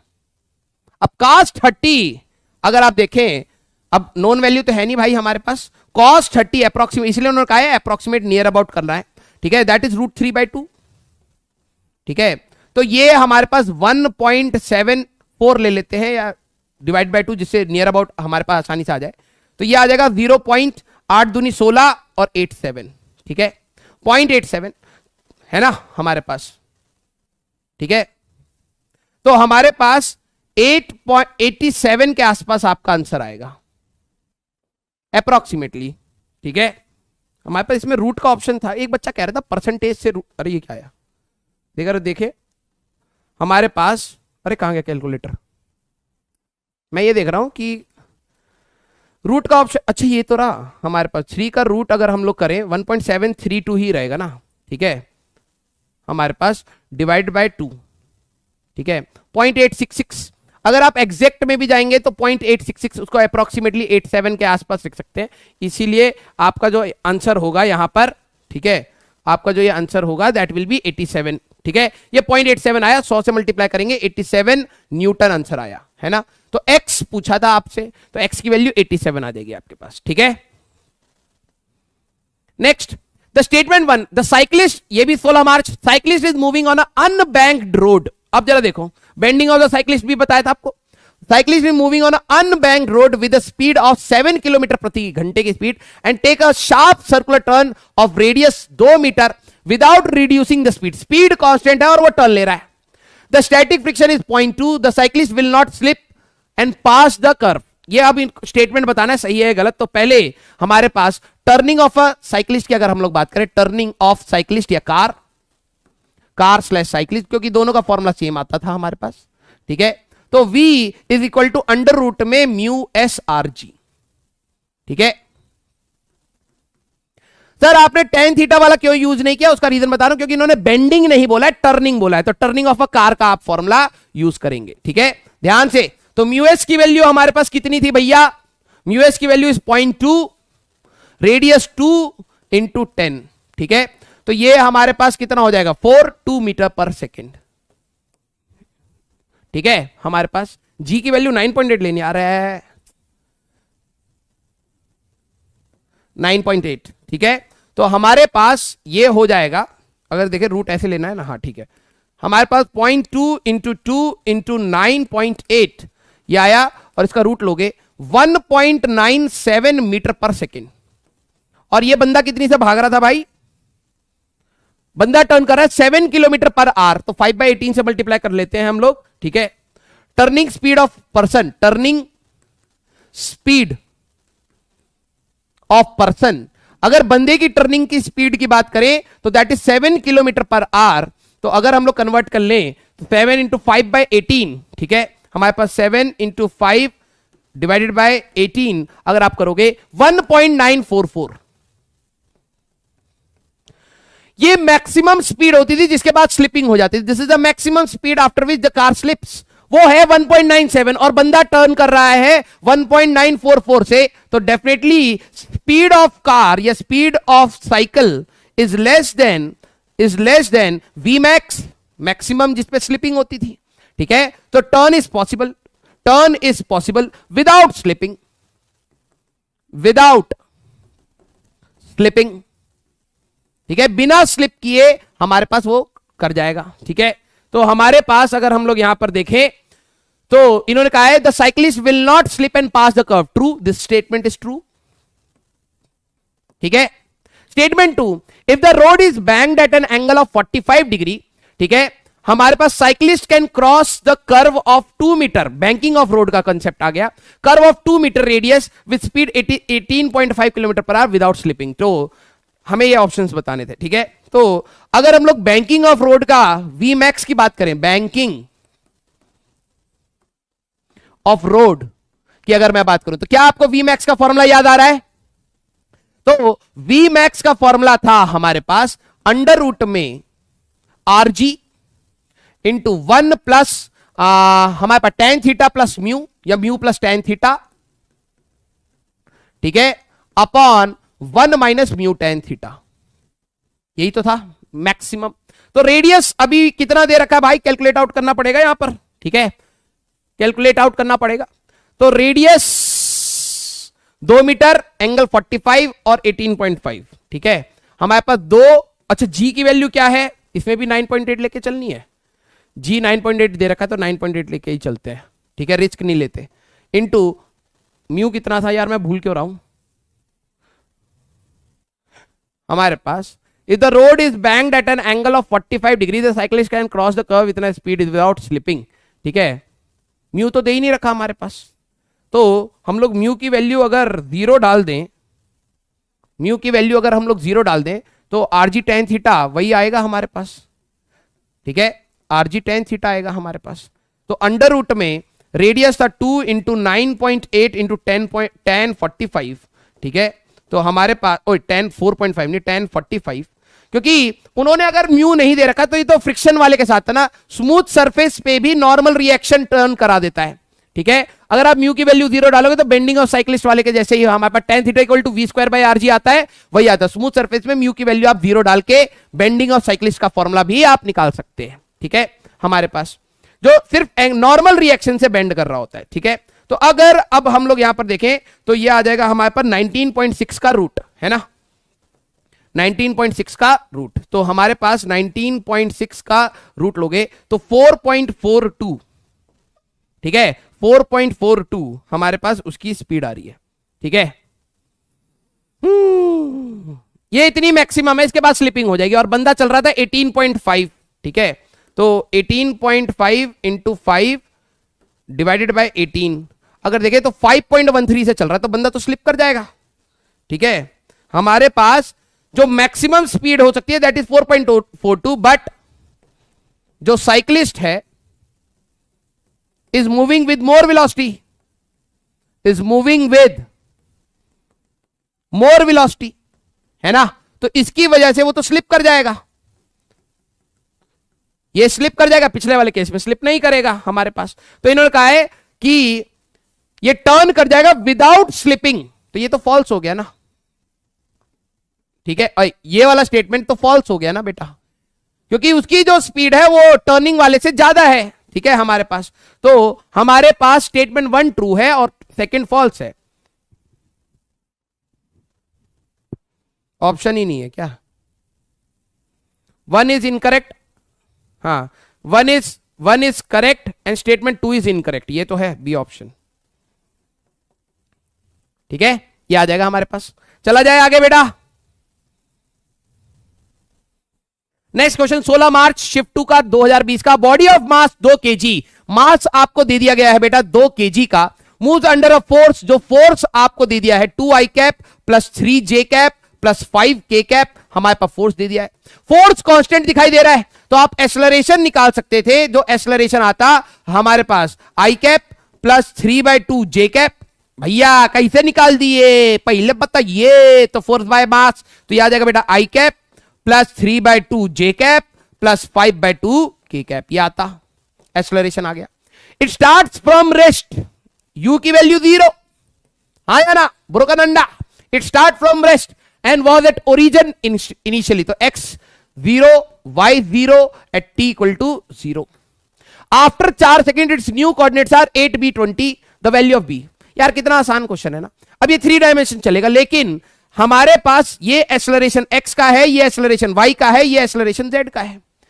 4 सेकंड में ये कौन सा y कोऑर्डिनेट पे पहुंचेगा ये पूछ रहा है। तो यार s y equal to u y t plus half a y t square लगाते हैं यार, क्योंकि ये रेस्ट से स्टार्ट हो रहा है तो किसी भी कोऑर्डिनेट में ये नहीं है, तो ये 0 हो गया। ए वाई की अगर आप बात करोगे तो हमारे पास 3/2 है, हाफ इंटू 3/2 इंटू 4 का स्क्वायर तो 16, तो ये हमारे पास 4 12 हमारे पास बी की वैल्यू आ गई यार। ठीक है, तो हमारे पास बी की वैल्यू आ गई, क्या दिक्कत है? ठीक है, round off to nearest integer क्यों कह रहा है भाई, एक बार चेक कर लेते हैं। हमारे पास 2 3 5 और y कंपोनेंट हमें चाहिए था ना। ठीक है, हाँ तो हमारे पास हाँ ठीक तो है, ठीक तो है, कहा है हमको कंफ्यूज करता जी। हाँ दस मर्दवा। अगला क्वेश्चन देखिए, ये वाला क्वेश्चन कह रहा था मैं, ये 17 मार्च का ये जो क्वेश्चन आया हुआ है ये एचसीवी बेस्ड है।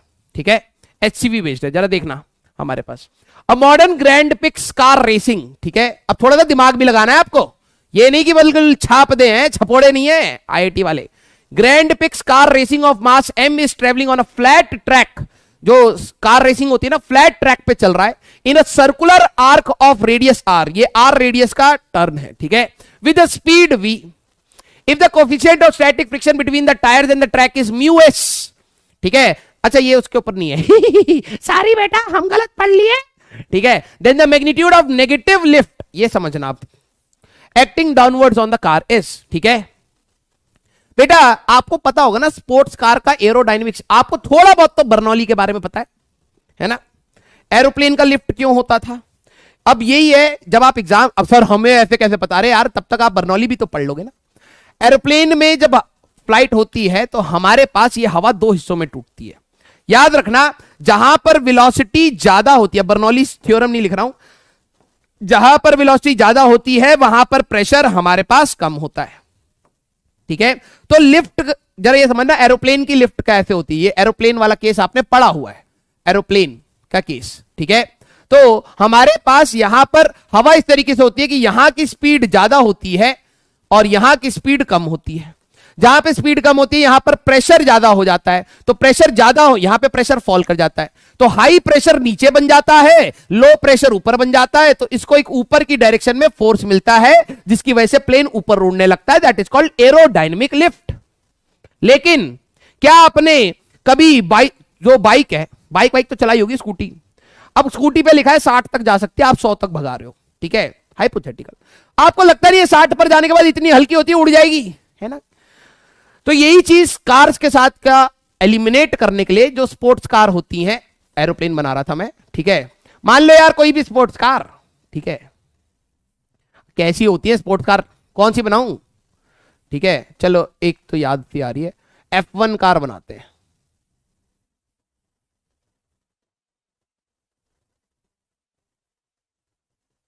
ऐसी होती है F1 कार, है ना। अब इसका एरोडायनेमिक बिल्कुल उल्टा होता है भाई, हमारे पास इसका जो ग्राउंड क्लियरेंस होता है स्पोर्ट्स कार का बहुत कम होता है, बहुत नीचे तक होती है। तो यहां पर जो ये होती है, यहां पर वेलोसिटी बहुत तेज होती है और यहां की वेलोसिटी कम होती है। मीन जब एरिया ऑफ क्रॉस सेक्शन कम होता है इक्वेशन ऑफ क्वांटिटी से, बहुत ज्यादा तेज वेलोसिटी आती है, तो यहां पर प्रेशर फॉल कर जाता है और यहां पे प्रेशर हाई हो जाता है। मतलब कार के ऊपर हाई प्रेशर होता है यहां पर, और हाई प्रेशर की वजह से एक नीचे की डायरेक्शन में इसको लिफ्ट मिलती है, तभी ये जमीन पे चिपक के चल पाती है, नहीं तो हाई स्पीड पे ये भी उड़ जाए।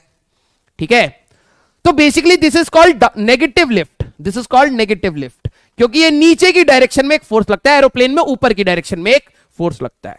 ठीक है, तो अब आइए, अब modern grand prix car racing और ये है हमारे पास एक कार है, मान लीजिए डब्बा सा बना दिया, ठीक है, बहुत होगी कलाकृति। अब ये कार का वजन खुद तो है ही, और एरोडायनेमिक इसके नीचे ऊपर से एक नीचे एक फोर्स एफ एल लिफ्ट का नीचे की साइड दबेगा, ठीक है। हाँ, अब ये v स्पीड का टर्न ले रही, तो फ्रिक्शन कहां लगेगा भाई? फ्रिक्शन तो यहां लगेगा, फ्रिक्शन ही तो उसको टर्न करा रहा होगा, है ना हमारे पास। तो पूछा क्या है, a modern ठीक है, if the coefficient of static friction between the tires is this, then the magnitude of negative FL की वैल्यू चाहिए। यार अगर ये अपनी मैक्सिमम स्पीड v से टर्न कर पा रही है, ठीक है, तो लॉजिकली सोचना फ्रिक्शन ही इसके लिए सेंट्रीपिटल फोर्स बनेगा, है ना, फ्रिक्शन ही सेंट्रीपिटल फोर्स बनेगा। तो हमें FL चाहिए था, तो mu S times normal reaction ही हमारे पास कहीं ना कहीं F सेंट्रीपिटल बनेगा, है ना हमारे पास। तो अब जरा देखो, नॉर्मल रिएक्शन यहां पर है, नॉर्मल रिएक्शन हमारे पास यहां पर है, ठीक है। तो अब मैं यहां पे कह सकता हूं mu S times normal reaction, normal reaction तो mg प्लस एफ एल के बराबर है, और यही इसका mv स्क्वायर बाय आर होगा सेंट्रीपिटल। मास को मास से उड़ा दिया, ओए मास को मास से नहीं उड़ा पाएंगे अब, ठीक है, हमें एफएल चाहिए था, तो इसको थोड़ा सा सॉल्व कर लेते हैं, ठीक है। अच्छा, इसके बाद प्लस दबाता हूं, ठीक है। तो म्यू एस टाइम्स इस बार normal reaction mg plus FL है, that is mv square by R. Bernoulli's के साथ थोड़ा सा क्लब कर दिया है, तो mg प्लस एफएल की अगर मैं बात करूं बेटा, तो mv square by are mu S आ गया, इसको सेट ले आओ, तो FL is equal to mv square by are mu S minus mg आ गया। और अगर मैं m को कॉमन ले लूं बेटा, तो हमारे पास v square by are mu S minus g आपका ये आ गया, ठीक है। क्या था हमारे पास? v square by are mu S minus G, ठीक है, v square by are mu S minus G, ये आंसर आ गया, ठीक है बेटा, ओके। तो आपको थोड़ा सा ध्यान रखना है। अगला क्वेश्चन 17 मार्च शिफ्ट 1 का 2020 का। अब जरा देखो क्वेश्चन, कराए थक गए भैया, हैं अब तो कर लो, अब तो जेई वाले बुला रहे हैं बेटा, आ जाओ आ जाओ। Two blocks 0.5 kg and 4.5 kg are arranged on a horizontal frictionless table। तो यहां पर अब आपको स्मूथ दे दिया भाई, ये सरफेस स्मूथ है, ठीक है। Shown in the figure the coefficient of static friction between the two blocks, इनके बीच में म्यू की वैल्यू आपको दे दी है 4/7, 3/7 लग रहा है। इस वाले में कैलकुलेशन गलती करूंगा मैं, पक्का गंदी वाली। Then the maximum horizontal force that can be applied on the larger block so that the block move together is इतना न्यूटन। हो गया वही क्वेश्चन। अब जरा देखो यार, वो पराठे और वो प्लेट और पराठा का केस है, नीचे स्मूथ है तो रोकने वाला ही नहीं, आप हल्का सा भी फोर्स लगाओगे चल जाएंगे। Even f external is very small, f external, एक बच्ची याद आ गई, even f external is very small. अगर मैं बात करूं बेटा, तो they will move as a system, they will move as और सिस्टम, दोनों एक साथ चलना स्टार्ट करेंगे, हाँ या ना। तो मैंने क्या कहा था, सबसे पहले इनका फ्री बॉडी डायग्राम बनाइए। तो यहां पर जो पहले वाला ब्लॉक है वो 0.5 g का वजन रखेगा, नॉर्मल रिएक्शन n, तो यही नॉर्मल रिएक्शन दूसरे वाले को दे दो, ये n, इसका खुद का वजन होगा बेटा 4.5 g, जमीन से नॉर्मल रिएक्शन n2, और यहां से n2 ऐसे मिलेगा, क्योंकि यहां पे स्मूथ है तो n2 का कोई लेना देना नहीं। अब हम लोगों ने फोर्स लगा दिया है यहां पर, दोनों साथ चलेंगे, कौन ले जा रहा होगा इसको? फ्रिक्शन। कौन अपोज करेगा? यहां पे फ्रिक्शन। एक्शन है तो रिएक्शन है, ठीक है। मान लो ये दोनों एक साथ चल रहे हैं, तो जब ये एक साथ चल रहे होंगे, पहले तो limiting value F S max, तो ये हमारे पास जो आएगा that will B mu S times the normal reaction. तो म्यू एस हमारे पास कितना दे रखा था? 3/7, ठीक है, 3/7 इंटू नॉर्मल रिएक्शन 5, तो 15/7, ठीक है। ये आ गया हमारे पास, है ना, 5 ही आया ना नॉर्मल रिएक्शन, ठीक है, ओके। तो ये आया। अगर ये दोनों कॉमन ए एक्सेलरेशन से चल रहे हैं बेटा, तो इसके लिए क्या होता है? F इक्वल टू 0.5a, और इसके लिए होता F minus F equal to 4.5a। Add कर दो, F is equal to 5a, a की बात करोगे f/5 उठा करके यहां डाल दो, ठीक है। तो f की बात करोगे तो 0.5 1/2 इंटू f/5। तो अगर आप ध्यान से देखो f is equal to f/10। नीचे वाला फोर्स बढ़ाओगे ऊपर वाला फोर्स बढ़ेगा, नीचे वाला फोर्स बढ़ाओगे ऊपर वाला फोर्स बढ़ेगा, लेकिन कब तक बढ़ेगा? जब ये 15/7 होगा। एट स्लिपिंग जो फोर्स होएगा हमारे पास, फ्रिक्शन फोर्स अपनी मैक्सिमम 15/7 पर होएगा, तो 15/7 इज इक्वल टू f/10 हमारे पास आ गया। तो 150/7 that is equal to f, ठीक है। तो 150/7 अगर हम लोग निकालें, ठीक है, 21.4, ठीक है, थोड़ा साफ सा लिखता हूं, f की वैल्यू 21.4 न्यूटन की होगी, ठीक है, 21.4 न्यूटन होगा। तो सो that the larger 21.4 round about करने के लिए नहीं बोला है, ठीक है। हमारे पास ये आ गया आंसर। चला जाए आगे। अगला क्वेश्चन 17 मार्च शिफ्ट 2020 का। आइए, a body of mass 1 kg, ठीक है, इस बॉडी का जो ये मास है 1 kg का है, तो 1 g वजन हो गया, ठीक है। हमारे पास rest on a horizontal floor which has a coefficient of static friction, मतलब ये जमीन पर रखा गया है जिसका म्यू की वैल्यू 1/√3 है। It is desired to make the body ओए होए होए होए होए होए होए होए होए होए होए होए होए। अब बताइए, हैं, बल्ले बल्ले हो गए। मैंने ये देखा ही नहीं था, मैंने ये देखा ही नहीं था, मैंने डाल दिया था क्वेश्चन, मैंने देखा ही नहीं था। जरा ये सुनो, it is desired to make the body move. अब पता है ये वाला कंसेप्ट जब मैं बता रहा हूं आपको, मैंने थ्योरी में कराया नहीं, शायद क्वेश्चंस में कराया था, ठीक है। एचसी वर्मा का क्वेश्चन है, ठीक है। It is desired to make the body move by applying the minimum possible force. इसको हिलाना है और मिनिमम पॉसिबल फोर्स से हिलाना है। अभी अब हो गया ना गलत। अब जो इन्होंने डायरेक्शन नहीं दे रखी, यहां पे direction of force is not mention, direction of force not mention, तो बस उन्होंने कहा मिनिमम से हिलाना है। तो याद आ रहा है कितना होता था? याद आ रहा है? जो एफ जो एक्सटर्नल फोर्स मिनिमम होता था, जो मुझे याद आ रहा है, that is mu mg divided by under root में 1 + μ² होता है। अदरवाइज इस क्वेश्चन को करने में मौत आएगी आपको। पूरा फंक्शन बनाओगे, डिफरेंशिएट करोगे, ये वो वाला फोर्स का क्वेश्चन आ गया। वेरी गुड बेटा, the value of f will be round off to the nearest integer. अब वैल्यू डाल सकते हो। अगर वो बोलते किस एंगल पे लगाएं कि फोर्स हमारे पास कम से कम फोर्स में चलाओगे, तो tan थीटा की वैल्यू म्यू हो रही थी, याद हो तो, ठीक है। बस वैल्यू डाल देते हैं। म्यू की वैल्यू कितनी है भाई? 1/√3।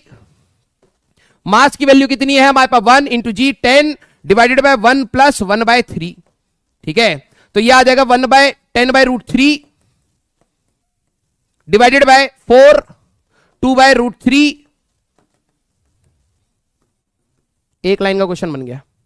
लेकिन ये आपको कंसेप्ट अच्छा है तो प्लीज, मैंने सही में ये नहीं देखा था, इसके ऊपर आ गया क्वेश्चन, ठीक है। ये जो कंसेप्ट था ये 11वीं क्लास में हम लोग एज अ थ्योरी में बताते हैं, ठीक है। अब कई बच्चे उसको सीरियसली नहीं लेते। अब वही बात है यार, आपके हर टीचर ने ये चीजें बताई हैं, ठीक है। नहीं भी बताई तो ये आपका कर्तव्य बनता था कि इस टाइप के क्वेश्चन आप सॉल्व करें, ठीक है। तो चलिए कोई नहीं, अब आपको रिजल्ट का एनालिसिस पता लग रहा होगा।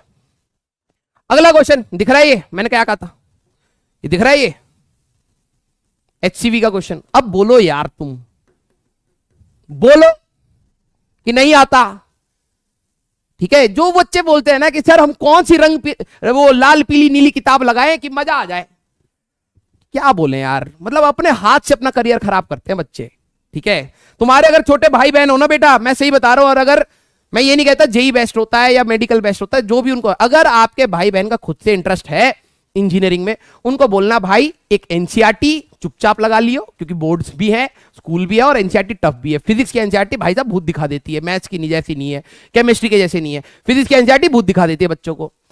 जब पहले क्लास के नोट्स पढ़ो, HC वर्मा करो, फिर एनसीईआरटी लगाओ, ठीक है। दिक्कत आएगी, ऐसा नहीं है कि इतने में आप परफेक्ट हो जाओगे। प्रैक्टिस करो, और प्रैक्टिस में आपके टेस्ट होते हैं, जो स्कूल में टेस्ट लेंगे या कोचिंग में टेस्ट लेंगे या यहां लेंगे या कहीं पर भी लेंगे। आप टेस्ट को रेगुलरली दीजिए और कंसेप्ट्स को रिवाइज करिए, फिर आप PYQs लगाइए। More than sufficient, more than sufficient. पहले जेई मेंस फोड़िए, फिर उसके बाद अगर आपका इतना थॉट प्रोसेस होता है तो कम टाइम में आप एडवांस भी निकाल सकते हैं, ठीक है।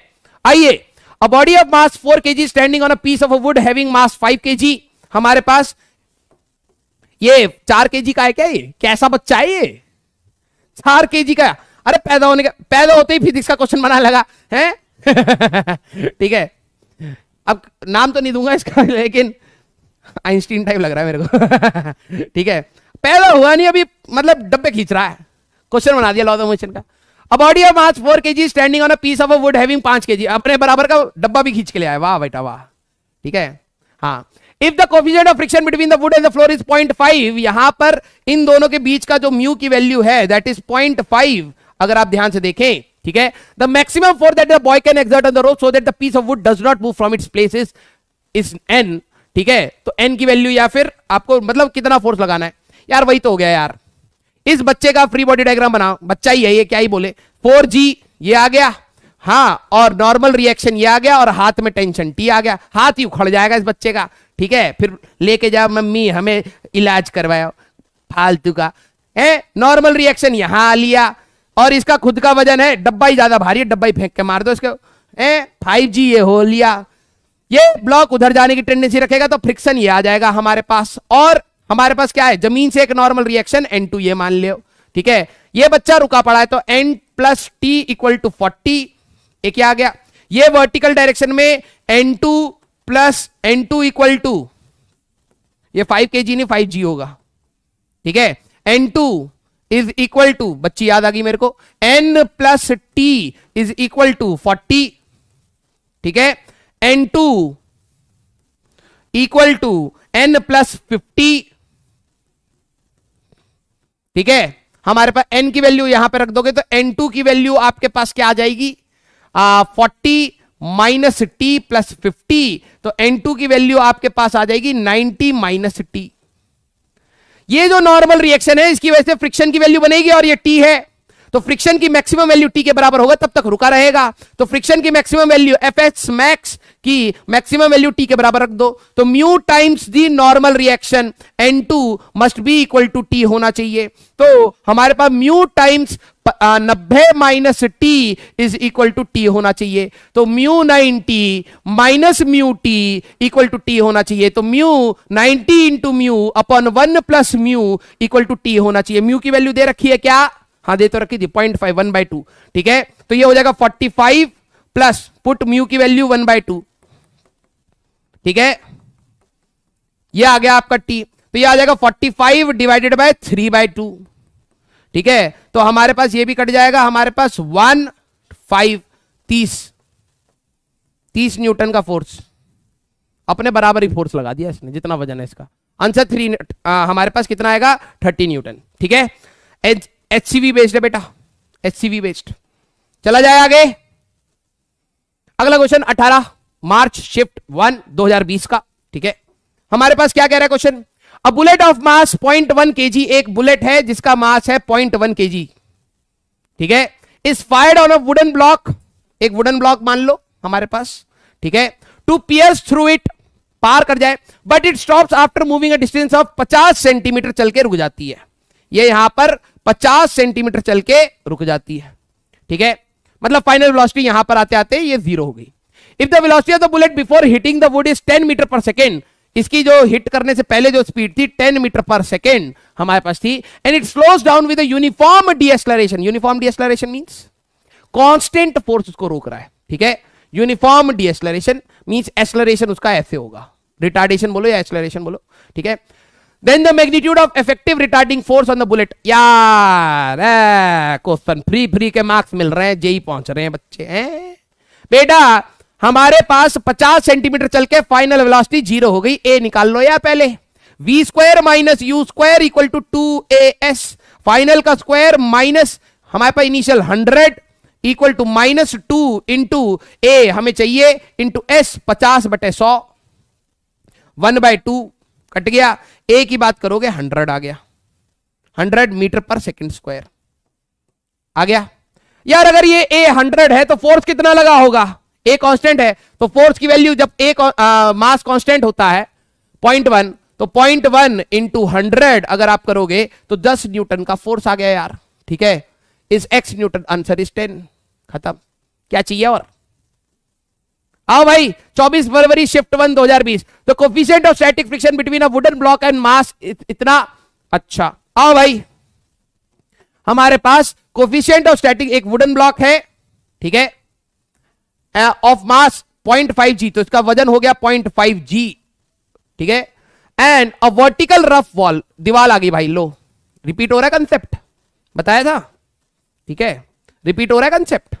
ओके, ये म्यू की वैल्यू है 0.2, वैल्यू से चेक नहीं करना, पहले ध्यान से देखना है स्टैटिक फ्रिक्शन की maximum value. The magnitude of horizontal force that should be applied on the block to keep it adhere to the wall will be, कितना मैं फोर्स लगाऊं कि ये रुका रहे। याद है मैंने फोन का एग्जांपल दिया था, अगर मैं फोर्स का वैल्यू कम करता जा रहा हूं, एक टाइम पे स्लिप कर जाएगा, क्योंकि जब आप फोर्स लगाओगे तो यहां पर एक नॉर्मल इसको मिलेगा, एक नॉर्मल इसको मिलेगा, कॉन्टैक्ट बनेगा। Along x axis sigma net force should be 0, तो जो आपने फोर्स लगाया वही नॉर्मल रिएक्शन है, हाँ या ना। और इसकी टेंडेंसी नीचे जाने की, तो फ्रिक्शन रोकेगा। इन्होंने कहा है the magnitude of horizontal force that should be applied on the block to keep adhere to the wall, कम से कम कितना लगाएं, वही बात है, इन्फिनाइट लगाओगे तब भी रुका रहेगा, ठीक है। तो बेसिकली ये फ्रिक्शन की जो मैक्सिमम वैल्यू, क्योंकि मेरे नॉर्मल, मैं जितना फोर्स लगाऊंगा उसके हिसाब से नॉर्मल बनेगा, नॉर्मल के हिसाब से फ्रिक्शन की मैक्सिमम वैल्यू बनेगी, है ना। तो उन्होंने कहा रोक के रखना है, तो block will be at rest, block will not slip, जब हमारे पास फ्रिक्शन की जो मैक्सिमम वैल्यू है वो उसका वजन संभाल जाए, ठीक है। तो फ्रिक्शन की मैक्सिमम वैल्यू कितनी है भैया, म्यूएस टाइम्स नॉर्मल रिएक्शन, जो वजन होगा वो होगा हमारे पास 5, म्यूएस की वैल्यू 0.2 थी, तो 0.2 इंटू एन की वैल्यू एफ है 5, तो ये हो जाएगा हमारे पास, क्या हो गया, धात मार दवा, एफ की बात करोगे तो ये आ जाएगा 50/2 25 न्यूटन, 25 न्यूटन कम से कम लगाना है, इन्फिनाइट भी लगाओगे तब भी चिपका रहेगा, ठीक है। तो आंसर विल बी 25 न्यूटन, ठीक है, कोई दिक्कत। अगला क्वेश्चन 24 फरवरी 2020 का, an inclined plane is bend in such a way that the vertical cross section is given by, अब तो भैया आंखें खुल जाएं यार, अब तो आंखें खुल जाएं, y इक्वल टू एक्स की पावर 4 2/4। पता है हर, मेरे को बहुत दुख होता है यार कि हम बच्चों को कहते हैं बेटा बस इतना पढ़ ले, विश्वास नहीं होता ना, और जब विश्वास नहीं होता ना तब क्या ही बोलते हैं। एक क्वाड्रेटिक है ऐसे, ठीक है, अभी भी बच्चों का ना कमेंट आएगा कि क्या मेरा ये करने से सफिशिएंट होगा।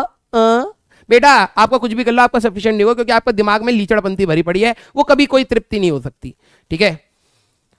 जितना पढ़ाया जा रहा है, अगर आप उतने को भी अगर आप सीरियसली लोगे ना बेटा, मैं बता रहा हूं शिद्दत से पढ़ो, इसके पीछे इतनों के पीछे के लॉजिक को फील कर जाओ, ठीक है, मैं बता रहा हूं आपको बहुत इंप्रूवमेंट मिल जाएगा यार, ठीक है, रिग्रेट नहीं करोगे। 2100 रुपए, ठीक है, 2100 रुपए में लाइफ बन जाएगी तुम्हारी। Where y is in vertical and x is in a horizontal direction. If the upper surface of the curved plane is rough with coefficient of friction mu की वैल्यू, ठीक है, मान लो कि ये सरफेस है और यहां पे म्यू की वैल्यू 0.5 है ना, 1/2 दे दिया। The maximum height in y centimetre eight which the block is stationary will not slip downward, ये कितनी मैक्सिमम हाइट तक हम लोग इसको रख सकते हैं, मैक्सिमम हाइट, ठीक है। मान लो मैंने यहां पर रखा है कि ये रुका रहे, क्या आप फिर से समझ नहीं आ रहा, यहां पे रुके रहने के लिए angle of repose tan theta equal to mu, और in this case dy by dx जो होएगा हमारे पास वो कितना आएगा भाई, 2x², वो 2x/4 x/2, ये tan थीटा होना चाहिए, ये तो tan थीटा होना चाहिए। कितनी बार बता दिया ये, है ना, कि यहीं पर जो इसका mg sin थीटा का जो कंपोनेंट है वो फ्रिक्शन संभाल जाए।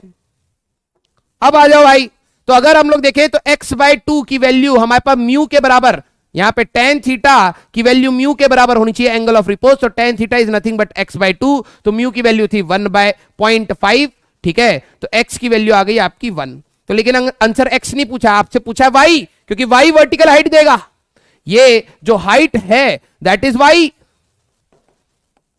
ठीक है। तो पुट x इक्वल टू 1, तो y की वैल्यू 1/4 0.25 मीटर्स आंसर, ठीक है। सेंटीमीटर में चाहिए, ठीक है, सेंटीमीटर में तो दैट विल बी 25 सेंटीमीटर, तो आंसर विल बी 25। ओके, चला जाए अगला question. shown in the figure, a block of root 3 kg is kept on a horizontal rough surface of coefficient of friction 3 root 3. The critical force, critical means जिस point पर वो change कर जाए, कुछ ऐसा force, to be applied on the vertical surface as shown at the angle 60 degree with horizontal such that it does not move will be 3x. The value of x will be. आया हुआ है question, यही question ना मैंने आपको दिखाया आया हुआ है, ये ऐसे आया हुआ था, इस बार ऐसे दे दिया। क्या दिक्कत है, हैं? क्या दिक्कत है इसमें? अब तो हमें गुस्सा आ रहा कि हमारे बच्चे क्यों नहीं रैंक ला पाते यार। अबे रैंक तो लाते, मतलब सारे बच्चे रैंक लाए ना यार, हैं? √3g इसका वजन हो गया है ना, और जो आप फोर्स लगाए हैं जी, वो फोर्स हमारे पास यहां पर है फोर्स। उन्होंने बोला है कि ये जो एंगल है हॉरिजॉन्टल से 60 डिग्री पर था, ऐसे ये वाला एंगल 60 डिग्री है तो ये वाला एंगल 60 डिग्री हुआ, तो f cos 60 आपका यहां आएगा और f sin 60 आपका यहां आएगा। आपने इसको छीछा लेदर कर दिया, तोड़ दिया, और नॉर्मल रिएक्शन यहां आएगा। अगर ये जाना इधर चाहता है तो फ्रिक्शन इधर लगेगा, ठीक है, यही तो होगा। अब जरा देखो, द क्रिटिकल फोर्स मीन जिसपे चलने लग जाए, बेसिकली वही है, on the vertical as shown at 60 degree with horizontal such that it does not move, maximum force की बात कर रहा है, वो 3x है, ठीक है, f की वैल्यू 3 है, कैपिटल F की वैल्यू 3x है, तो x बताना है। तो यार अगर मैं सिग्मा y की बात करूं तो वो 0 होना चाहिए, क्योंकि इक्विलिब्रियम है, तो n प्लस कितना हो गया भाई, √n must be equal to √3g plus कितना है भाई, f sin 60, ये आ गया। एंड ब्लॉक विल मूव, बच्ची याद आ गई, थोड़ा बड़ा लिख दिया, f cos 60 is equal to friction की मैक्सिमम वैल्यू, तो f cos 60 is equal to mu times the normal reaction √3g plus f sin 60। हाँ या ना, ये तो अब हमारे हाथ थक गए भैया लिख के। f cos 60 अभी भी ये नहीं कहते सर आप छोड़ दे, हैं पैसा दिए पूरा चाहिए, हैं, तो f हमारे पास cos 60 minus mu sine 60 is equal to mu √3g। f की अगर आप बात करोगे तो mu √3g upon cos 60 minus mu sine 60, है ना। तो एक्चुअली में f की यहीं पे वैल्यू निकाल लेते हैं, तो यह आया म्यू √3g cos 60 माइनस, ठीक है, माइनस ही आएगा ना, हाँ ठीक है, क्योंकि इन दोनों का समेशन नॉर्मल रिएक्शन, क्योंकि ये ऐसे है ना, ऐसे, हाँ ठीक है, ओके, बट डायरेक्शन उल्टा हो गया बस हमारे पास। तो cos 60 माइनस म्यू साइन 60 ये आ गया। म्यू की वैल्यू कितनी दे रखी थी, 1/3 √3, तो ये आ जाएगा 1/3 √3 into √3 into 10 by cos 60 minus 1/3 √3 into sine 60 √3/2, 10/3 upon √3 1/2 minus 1/6, ठीक है, 10/3 अपॉन, अगर आप 6 एलसीएम ले लोगे तो 3 - 1 2/6, तो 1/3 हमारे पास ये बनेगा, तो 10 आ जाएगा आपका, ठीक है, हमारे पास 10 आ गया। अच्छा आंसर ये नहीं पूछा है, हमारे पास ये f आ गया, f की वैल्यू 10 आ गई, इन्होंने कहा ये 3x है, राउंड ऑफ चेक करवा रहे कि आपका आता है या नहीं, ठीक है, हमारे पास g की वैल्यू 10 ही लेके चलनी थी, ये 3x है, तो x की वैल्यू आ गई 3.3, बच्चों ने 10 भी मार्क करा होगा, ठीक है, मैं तो 10 लिखने वाला था। The value of x round off to the nearest digit, तो आंसर जो इसका आएगा वो 3 आएगा, ठीक है, 10 मत लिख देना, okay, approach I think similar है, ठीक है, चला जाए आगे। अगला question 26, shift to 2020, an inclined plane making an angle 30 degree with the horizontal is placed in a uniform electric field. आधे बच्चे कलम छोड़ देंगे और लॉज ऑफ मोशन और इलेक्ट्रिक फील्ड, अरे चच्चा सिंपल है, ठीक है, as shown in the figure, electric field ये है, a body of mass 1 kg and charge 5 millicoulomb, ठीक है, Q की वैल्यू 5 × 10⁻³ कूलम, ठीक है, allowed to slide down from the rest at the height of 1 metre, 1 metre की height से, if the coefficient of friction is 0.2, find the time taken by the body to reach the bottom. अब मैं ये approach आपसे मैं करवाऊंगा, solve आप करेंगे, ठीक है। अब जरा ये देखो, हमारे पास ये इस टाइप से था और एंगल कितना हमें दे रखा है 30 डिग्री, ठीक है। ये ब्लॉक के ऊपर जो, अब कईयों को इलेक्ट्रोस्टैटिक्स की याद नहीं है तो मैं बता देता हूं, अगर इलेक्ट्रिक फील्ड ये है, पॉजिटिव चार्ज होता है तो इस पे फोर्स लगता है QE, नेगेटिव चार्ज पे फोर्स लगता है अपोजिट डायरेक्शन में QE, ये नॉट इक्वल है। अब आधे बच्चे कहेंगे है क्यों सर QE, अरे डायरेक्शन देखो यार, आया हुआ क्वेश्चन है ये, ठीक है, कि एक पॉजिटिव चार्ज प्लस Q और माइनस Q को अगर आप इलेक्ट्रिक फील्ड में रखेंगे फोर्स सेम लगेगा। आधे बच्चे कर देंगे हाँ क्योंकि QE लगेगा। अरे भैया direction equal vectors are those vectors in which magnitude and direction both are same. Direction same नहीं है भैया, और डायरेक्शन सेम नहीं है तो आप नहीं कहेंगे, राइट। तो अगर ये पॉजिटिव चार्ज है, इलेक्ट्रिक फील्ड ऐसे लगाई तो यहां पर एक फोर्स हो जाएगा QE, इसका जो वजन होगा mg, नॉर्मल रिएक्शन होगा ऐसे, mg का कॉस, mg का ओए साइन, पाप लग जाता भी, mg का साइन 30 इधर, mg का कॉस 30 इधर, है ना, इसको आपने तोड़ दिया। और अगर आप देखो तो अगर ये एंगल 30 डिग्री है तो ये वाला एंगल भी 30 डिग्री है ना। इस ब्लॉक का फ्री बॉडी डायग्राम यहां बनाता हूं। तो ये जो QE था, QE का कॉस 30 इधर आ जाएगा, QE का कॉस 30 इधर आएगा और QE का साइन 30 इधर आएगा।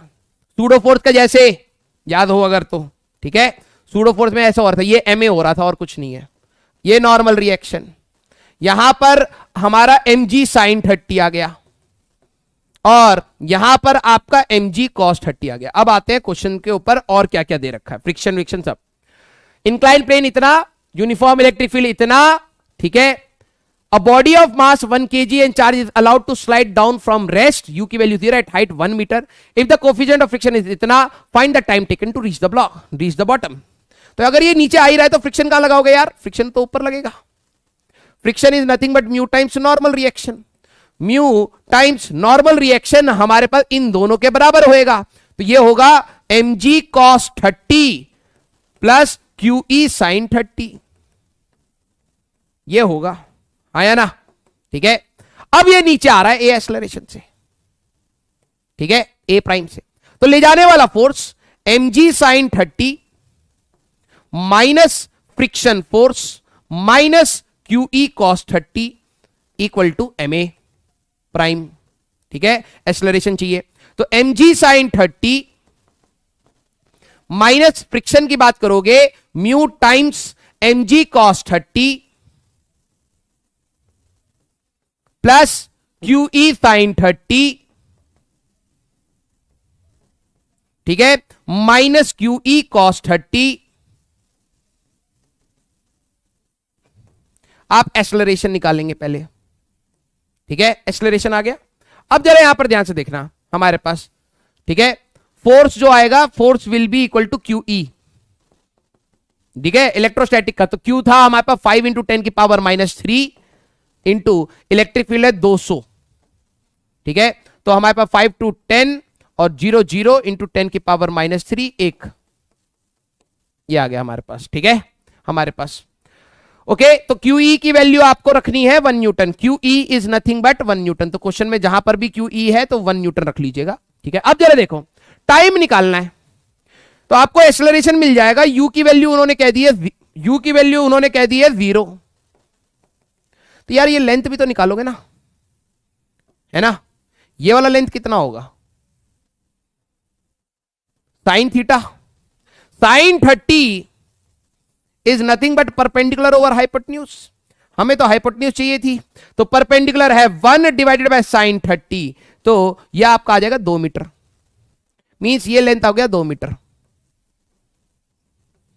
ये लेंथ हो गया 2 मीटर। अब हो गया क्वेश्चन आपका, अब आपको S equal to UT plus half AT² लगाना है, ये 2 मीटर है, ये 0 है, half A prime into T², तो ये 4 डिवाइडेड बाय A प्राइम का root, that is going to be your time.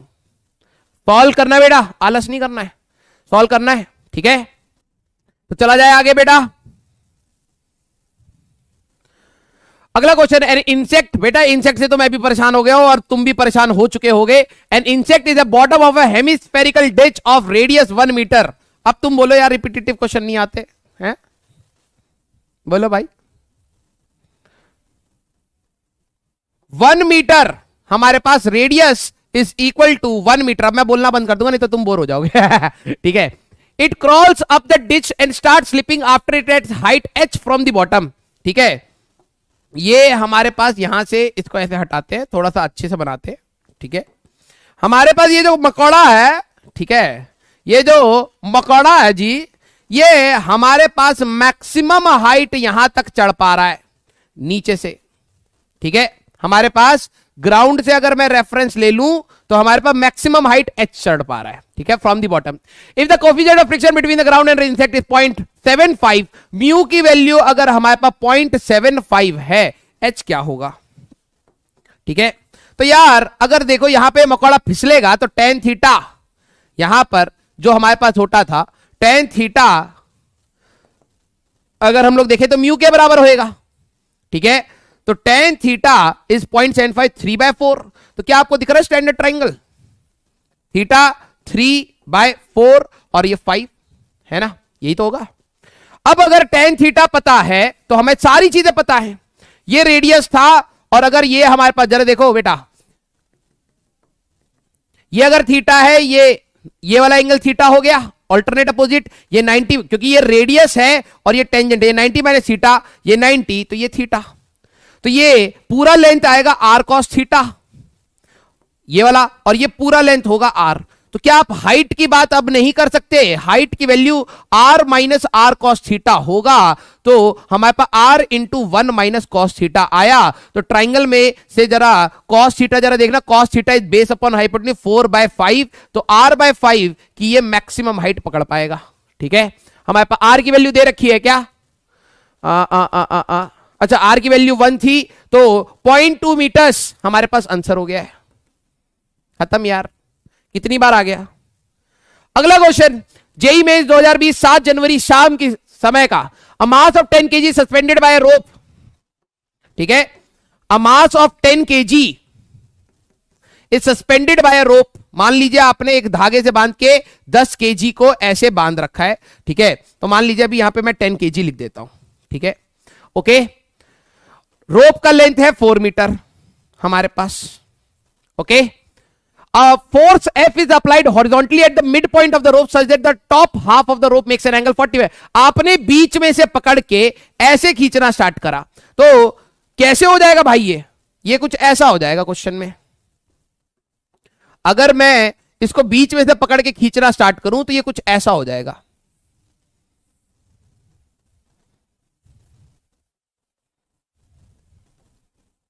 ये रहा, है ना, और इन्होंने कहा ये 45 डिग्री बना रहा है यार।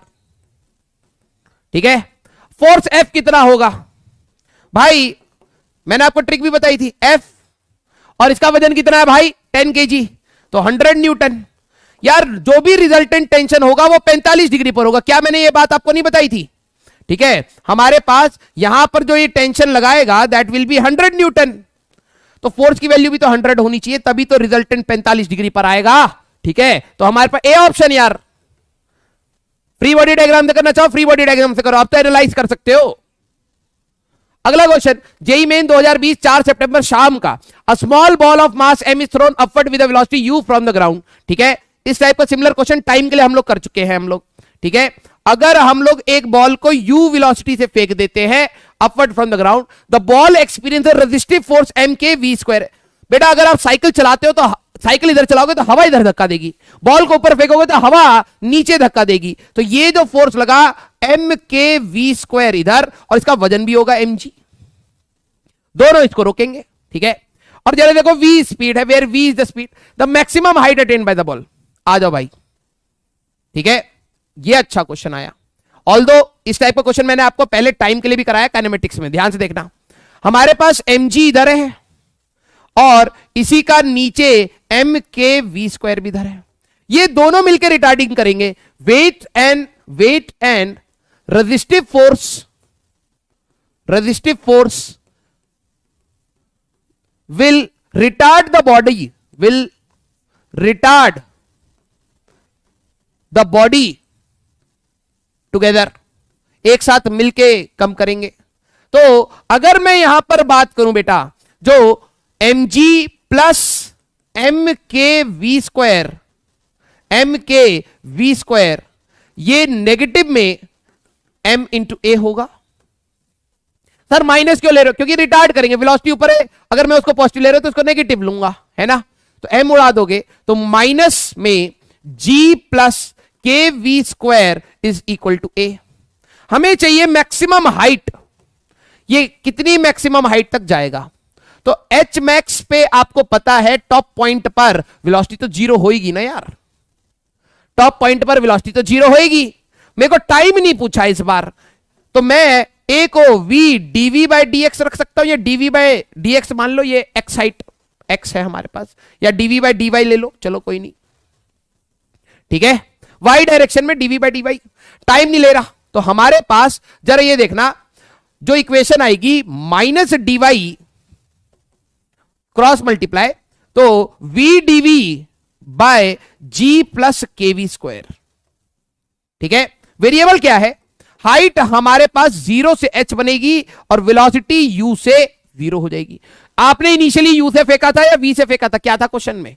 u से फेंका था, तो वेलोसिटी u से 0 हो जाएगी, हाइट 0 से h हो जाएगी। तो अब आपको इसका इंटीग्रेशन पता होना चाहिए कि हमारे पास x dx upon a plus b x square का इंटीग्रेशन होता है हमारे पास नेचुरल लॉग हमारे पास a plus b x square by a, ये होता है, ठीक है। तो ये आ जाएगा 0 माइनस एच, ठीक है। हमारे पास 0 minus h is equal to natural log हमारे पास ये आ जाएगा हमारे पास g plus k v square by g, ठीक है। और हमारे पास आई थिंक नहीं, यही होता है हमारे पास। तो ऑप्शन में हमारे पास 1/2 कुछ आ रहा है क्या? अगर हम लोग देखें 1/2 भी होता है इसमें शायद हमारे पास। तो 1/2 जी अगर आप हटाएं, ठीक है, मैं एक मिनट ये सोच रहा हूं, अब लिमिट्स तो डाली नहीं हम लोगों ने, लिमिट्स भी तो डालनी है, ठीक है। हमारे पास अगर मैं इसमें लिमिट्स डालता हूं, अगले पेज पे ले लेते हैं, तो ये y बनेगा minus y from 0 to h 1/2 natural log हमारे पास ये क्या आया था? g plus k v square ना, g plus k v square by g from 0 to v, ठीक है। अगर मैं upper limit minus lower limit करूंगा तो minus h is equal to हमारे पास, और ये आ जाएगा half ln 1 plus k v square by g, एक बार ये आएगा, और माइनस ln 1 log 1 0 हो गया। अच्छा, तो ये इसलिए हट जाएगा हमारे पास। तो minus h is equal to half natural log हमारे पास 1 plus k v square by g कुछ आएगा। ये नेगेटिव में क्यों आ रहा है मैं वो सोच रहा हूं। हमारे पास ये वाला ऑप्शन चमक रहा है, हमारे पास माइनस क्यों आ रहा है? या तो इंटीग्रेशन का मेरे को रिजल्ट उल्टा याद आ रहा है। एक बार प्लीज आप एक बार ये चेक करना कि x dx upon a plus b x square का इंटीग्रेशन का रिजल्ट क्या होता है, ठीक है। मुझे क्योंकि काफी टाइम हो गया इंटीग्रेशन करे हुए, ठीक है, क्योंकि ये डायरेक्ट रिजल्ट मेरे को याद आ रहा है, ठीक है। अब माइनस होगा तो ये कट जाएगा, ठीक है। प्लीज एक बार चेक करना कि ये माइनस यहां पर आएगा, वो कट जाएगा हमारे पास, ओके। हमारे पास माइनस आके कट जाना चाहिए। एक बार ये करना, इसका आंसर मेरे हिसाब से जो अभी तक मैच कर रहा है वो सी ऑप्शन मैच कर रहा है। तो दिस इज योर होमवर्क, आप you have to tell me कि हाँ इंटीग्रेशन के बाद क्या आ रहा है। आपको अप्रोच मैंने बता दिया, इसके बाद तो मैथ स्टार्ट हो गई। बेसिकली वेट और m के वी स्क्वायर ही उसका रिटार्डेशन करेंगे। m उड़ गया तो एक्सेलरेशन नेगेटिव आया, तो v dv बाय dy कर लेते हैं। y की वैल्यू हमारे पास 0 से बढ़ते बढ़ते h हुई तो 0 से h ले रहे हैं, वेलोसिटी u से लेके 0 हुई तो u से लेके 0 ले रहे हैं। तो इसको एक बार चेक करना बेटा, ठीक है। यहां पे अपर लिमिट डालोगे माइनस लोअर लिमिट डालोगे तो हमारे पास 0 log 1 0 हो जाएगा। तो हमारे पास आना तो ये नेगेटिव चाहिए यार। ओए होए होए होए होए होए होए होए होए, यहीं पे दिक्कत हो गई है। ये 0 से v नहीं है ना, ये तो u से 0 है, ठीक है। तो माइनस h, अच्छा तभी कहूं ln हमारे पास 1 plus kv square by g, एक बार आप 0 डालेंगे तो ये 0 आ जाएगा, ठीक है। 1 प्लस 0, ठीक है। अपर limit minus ln 1 plus k u square by g, upper limit minus lower limit. तो log 1 0, नेगेटिव नेगेटिव कट जाएगा, अब आ जाएगा ये, ठीक है। हाफ ln 1 प्लस के यू स्क्वायर बाय जी। ऐसे ही हम लोगों ने टाइम का भी निकाला था, tan इनवर्स में आया था, ध्यान रखना, ठीक है। हमारे पास तो कुछ बच्चों ने रटा ना हो इसलिए उन्होंने ये ऑप्शन भी दे रखा है, तो ये हमारे पास आंसर ही आएगा। अब आपका ये होमवर्क नहीं है, खुश हो जाओ ठीक है। चलो आगे चला जाए। अगला क्वेश्चन जेई में 2020 का जनवरी का मॉर्निंग का। A particle of mass m is fixed to one end of a light spring having a force constant k and unstretched length L0, ठीक है। हमारे पास एक स्प्रिंग है ऐसे, इसका स्प्रिंग कांस्टेंट k है और नेचुरल लेंथ इज L0 हमारे पास, ठीक है। The other and is fixed, एक फिक्स कर दिया है। The system is given an angular speed omega about the fixed and, यहां पर आपने इसको ओमेगा से घुमाना स्टार्ट कर दिया है। Such that it rotates in a circle in a gravity free space, then the stretch, अच्छा इसको m मास से कनेक्ट, वही मैं कहूं इसको किसी से कनेक्ट तो करेंगे, m मास से कनेक्ट भी कर दिया, gravity free space, then the stretch in the spring. यार आपने कभी सोचना एक स्प्रिंग लिया नेचुरल लेंथ, अब आप इसको घुमाना स्टार्ट कर दिए कांस्टेंट ओमेगा से, तो कांस्टेंट ओमेगा से जब आप घुमाओगे तो स्प्रिंग खिंच जाएगा, है ना। तो आइए हमारे पास अगर हम लोग देखें तो ये स्प्रिंग एक्चुअली में नेचुरल लेंथ का अगर इसका सर्कल होता तो ये होता, लेकिन ये स्प्रिंग यहां पे कहीं ना कहीं m मास जो ये है ये खिंच जाएगा हमारे पास। ये इसका नेचुरल लेंथ था L और इलोंगेशन है x, और ये इस सर्कल पे ऐसे घूमेगा। तो जो स्प्रिंग का फोर्स होता है वो टोटल लेंथ पर नहीं डिपेंड करेगा, स्प्रिंग का फोर्स खींचने के बाद टूवर्ड सेंटर होएगा और स्प्रिंग का force will be equal to kx होएगा, सिर्फ इलोंगेशन पे डिपेंड करता है, इलोंगेशन। और यही स्प्रिंग का फोर्स इसके लिए सेंट्रीपिटल बनेगा, तो इसके लिए जो रेडियस होएगा, रेडियस जो होएगा ध्यान से देखिए L प्लस एक्स होगा, है ना। तो जो स्प्रिंग फोर्स है वही इसके लिए सेंट्रीपिटल फोर्स का काम करेगा, m r ओमेगा स्क्वायर, क्योंकि ओमेगा के टर्म्स में है। तो kx की अगर मैं बात करूं तो m रेडियस हो जाएगा L plus x into omega square. तो आपसे पूछा क्या गया था, इलोंगेशन, है ना। हमसे क्या पूछा गया है भाई, the stretch in the spring is, ठीक है। हमारे पास अगर मैं यहां पर x निकालूं तो kx equal to M L omega square plus M X omega square, और इसको इस साइड ले आओगे तो x कॉमन आएगा तो k minus M omega square, M L omega square, ये M L omega square upon k minus M omega square, क्या आ जाएगा, M L omega square, L naught ले लो, upon k minus M omega square, k minus ये आ गया, ठीक है। चला जाए आगे। अब हाथ से लिखे हुए कुछ क्वेश्चन है, क्योंकि मेरे को था कि अगर टाइम बचेगा और टाइम है अभी थोड़ा सा, तो मैं कुछ एक अच्छा कंसेप्ट बताना चाहता हूं, ठीक है। इसके ऊपर भी जेई में क्वेश्चंस आए हुए हैं, लेकिन बहुत पुराने आए हुए हैं, ठीक है, रिपीटेटिव अभी रिसेंटली में नहीं है, लेकिन बहुत अच्छा कंसेप्ट है। तो this is the concept of maximum and minimum forces. HCV में हमारे यही एक टॉपिक है जो मेजर अच्छे वाले क्वेश्चन है, जिसमें ये बच रहा है, ठीक है।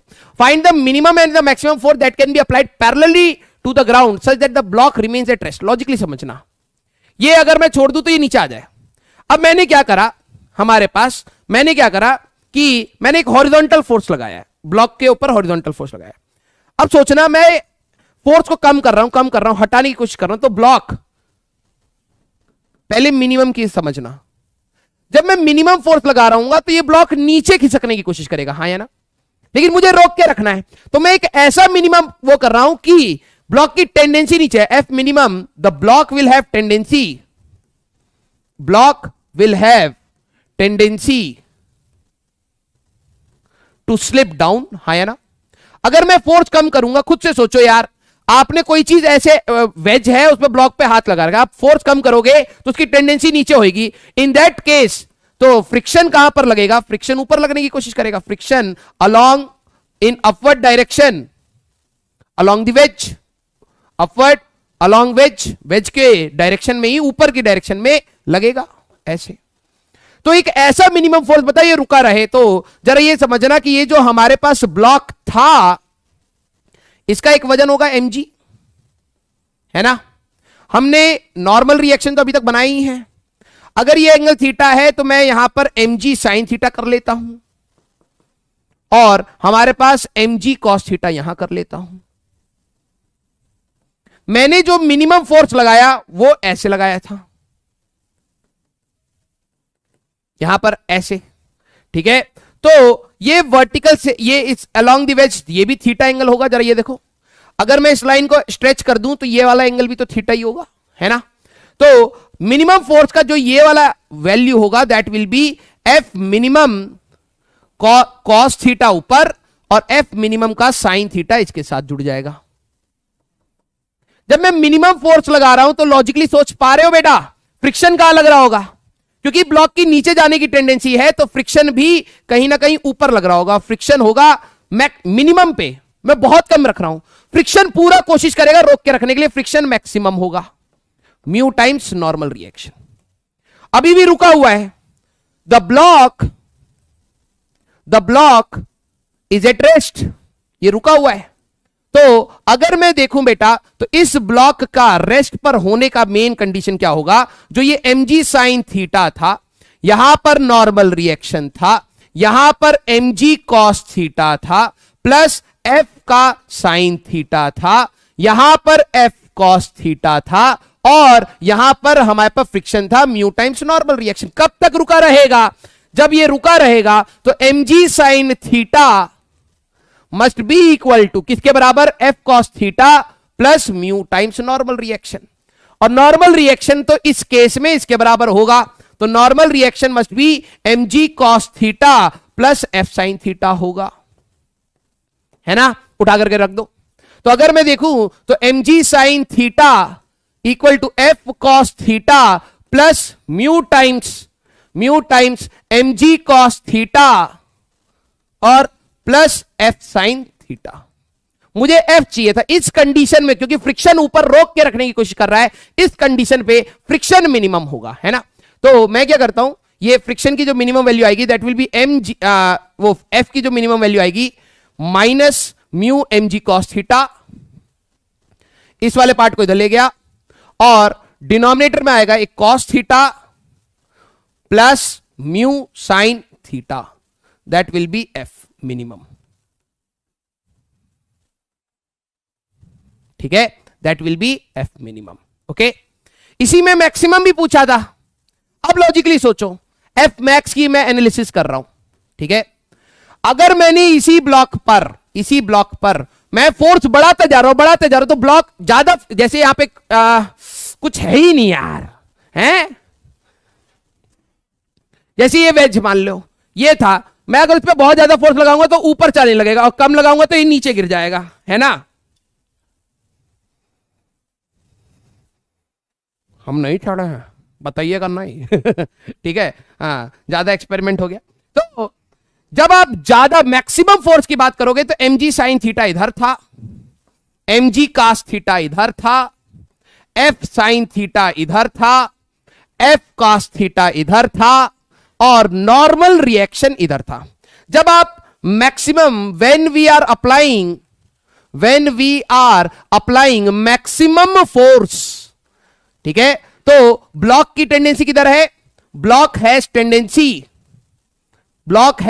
टेंडेंसी टू स्लिप अप, ऊपर जाने की कोशिश करेगा। तो फ्रिक्शन कहां लगेगा? नीचे। फ्रिक्शन इसको रोकने की कोशिश करेगा, इस बार फ्रिक्शन पलट जाएगा, ठीक है? और ये एफएस मैक्स होगा। जरा वैल्यू निकाल के देखते हैं और आपको एक ट्रिक बताऊंगा, ठीक है? तो नॉर्मल रिएक्शन की वैल्यू तो mg cos theta plus f sin theta ही होगी, ठीक है? और मैक्सिमम फोर्स के कंडीशन में तो ये mg sine theta plus mu times normal reaction किसके बराबर होना चाहिए? एफ कॉस थीटा के। ठीक है, तो mg sine theta plus mu times normal reaction की वैल्यू डाल दो mg कॉस थीटा, ठीक है, plus F sine theta equal to F cos theta. ये आ गया। ठीक है, अगर मैं एफ निकालू तो इस बार जरा देखो क्या आता है, mg sine theta plus mu mg cos theta, ठीक है, अपॉन ये उधर जाएगा तो cos theta minus mu sine theta, that is F max. हाँ या ना? हाँ या ना? ठीक है, ये आया। अब जरा देखना, अब जरा देखना इसमें और इसमें क्या डिफरेंस है। न्यूमरेटर नेगेटिव, ये पॉजिटिव, ये पॉजिटिव, ये नेगेटिव, डिनोमिनेटर कम हो गया तभी ये मैक्सिमाइज हुआ। न्यूमरेटर माइनस कम हो गया, डिनोमिनेटर बढ़ गया, तब ये मिनिमम हुआ। आप क्या करा करना, अगर आपसे एफ मैक्स या मिनिमम दोनों पूछे, एफ मैक्स एंड एफ मिन दोनों पूछे, सॉल्व वन, कोई सा भी एक सॉल्व कर लो, solve one, any of them, कोई सा भी, एनी ऑफ देम, कोई सा भी एक सॉल्व करो। ठीक है, फिर replace mu by minus mu and you will get other, दूसरा मिल जाएगा। अगर मेरे को बेटा मिनिमम फोर्स मैंने निकाल लिया था तो मैक्सिमम के लिए म्यू की जगह माइनस म्यू रख देते, प्लस हो जाएगा, ये माइनस हो जाएगा, अपने आप मैक्सिमम फोर्स आ जाएगा। रीजन मैंने क्यों कहा कि म्यू को माइनस म्यू रखोगे तो बेसिकली फ्रिक्शन की डायरेक्शन पलट जाएगी और कुछ नहीं हो रहा है, तो ऑटोमेटिकली आपका आंसर आ जाएगा। ठीक है, चला जाए आगे। जरा ये देखना, what can be the maximum and minimum omega at which the block is at rest with respect to the wedge. मान लो एक चैम्बर है और एल की वैल्यू बहुत बड़ी है, वैसी टाइप का क्वेश्चन, एल की वैल्यू, रेडियस बहुत बड़ा है और मैं घुमा रहा हूं। ठीक है, जरा ये समझना कि ये अगर मैं इसको बहुत तेज घुमाऊंगा ये ब्लॉक ऊपर चला जाएगा, मैक्सिमम में ऊपर जाएगा, और धीरे धीरे करूंगा तो ये नीचे स्लिप करेगा, है ना। तो मैं एक सॉल्व करूंगा, ठीक है, और फिर मैं म्यू को माइनस म्यू रख के मैक्सिमम निकाल लूंगा। ओमेगा मिन की बात है, जब मैं धीरे धीरे घुमाने की कोशिश कर रहा हूं तो इसके अंदर चले जाते हैं यार। तो इस ब्लॉक के ऊपर, इस ब्लॉक के ऊपर अगर आप ध्यान से देखो तो एक सेंट्रीफ्यूगल फोर्स लगेगा एम एल, क्योंकि हम लोग सिस्टम के अंदर जा रहे हैं तो सेंट्रीफ्यूगल फोर्स बाहर, सेंट्रीफ्यूगल फोर्स की अगर आप बात करोगे तो this is the pseudo force. ठीक है, mass of the body R omega square, तो रेडियस हम लोग एल लेके चलेंगे। ठीक है, एम एल ओमेगा स्क्वायर, ठीक है, हमारे पास एम जी एन, जब आप ओमेगा मिनिमम होगा तो नीचे टेंडेंसी है तो फ्रिक्शन ऊपर लगेगा। क्या आपको ये चीज नहीं दिखाई दे रही है?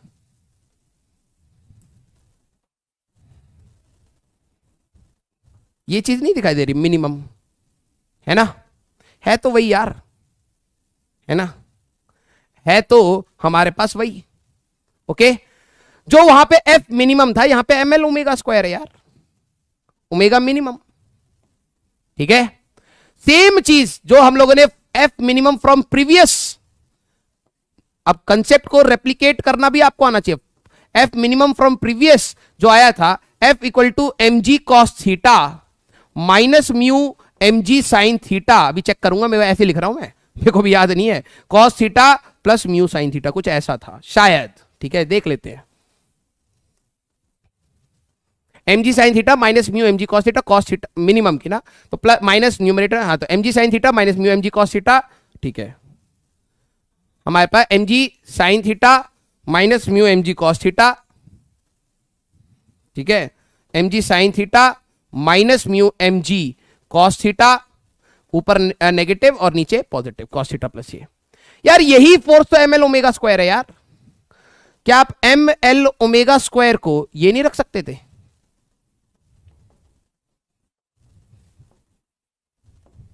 हाँ या ना, वही तो आएगा। वहां पे एफ चल रहा था, यहां पे एम एल ओमेगा स्क्वायर है, तो ओमेगा मिन आप निकाल लीजिएगा यार यहां से।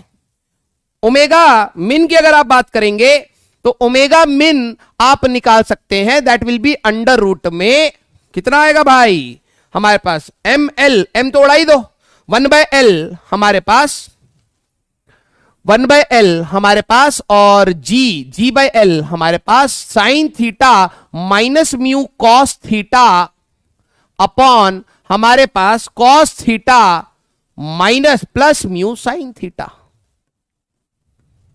यही तो आएगा, है ना जी। mg sine theta minus mu mg, G उड़ा दिया, mm उड़ा दिया, sine theta minus mu cos theta plus mu sine theta, यही तो आया। और अगर ओमेगा मिन आ गया तो ओमेगा मैक्स भी तो आप निकाल सकते हो। अंडर रूट में G/L हमारे पास sine theta plus mu cos theta upon cos theta plus mu sine theta minus mu sine theta. हाँ या ना यार, हाँ या ना, ठीक है।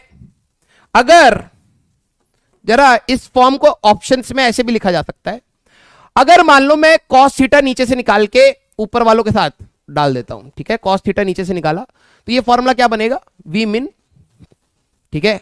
इसको ऐसे भी लिख सकते हैं G/L, ठीक है, अंडर रूट में ये कॉस थीटा निकाल के ऊपर के साथ कर दोगे तो ten theta minus mu upon 1 plus mu tan theta ये आता, और मैक्सिमम आता अंडर रूट में G/L यहां पे ten theta plus mu upon 1 minus mu tan theta, ऐसे आता। क्या ये देखा देखा सा लग रहा है, क्या ये देखा देखा सा लग रहा है, याद ही नहीं होगा।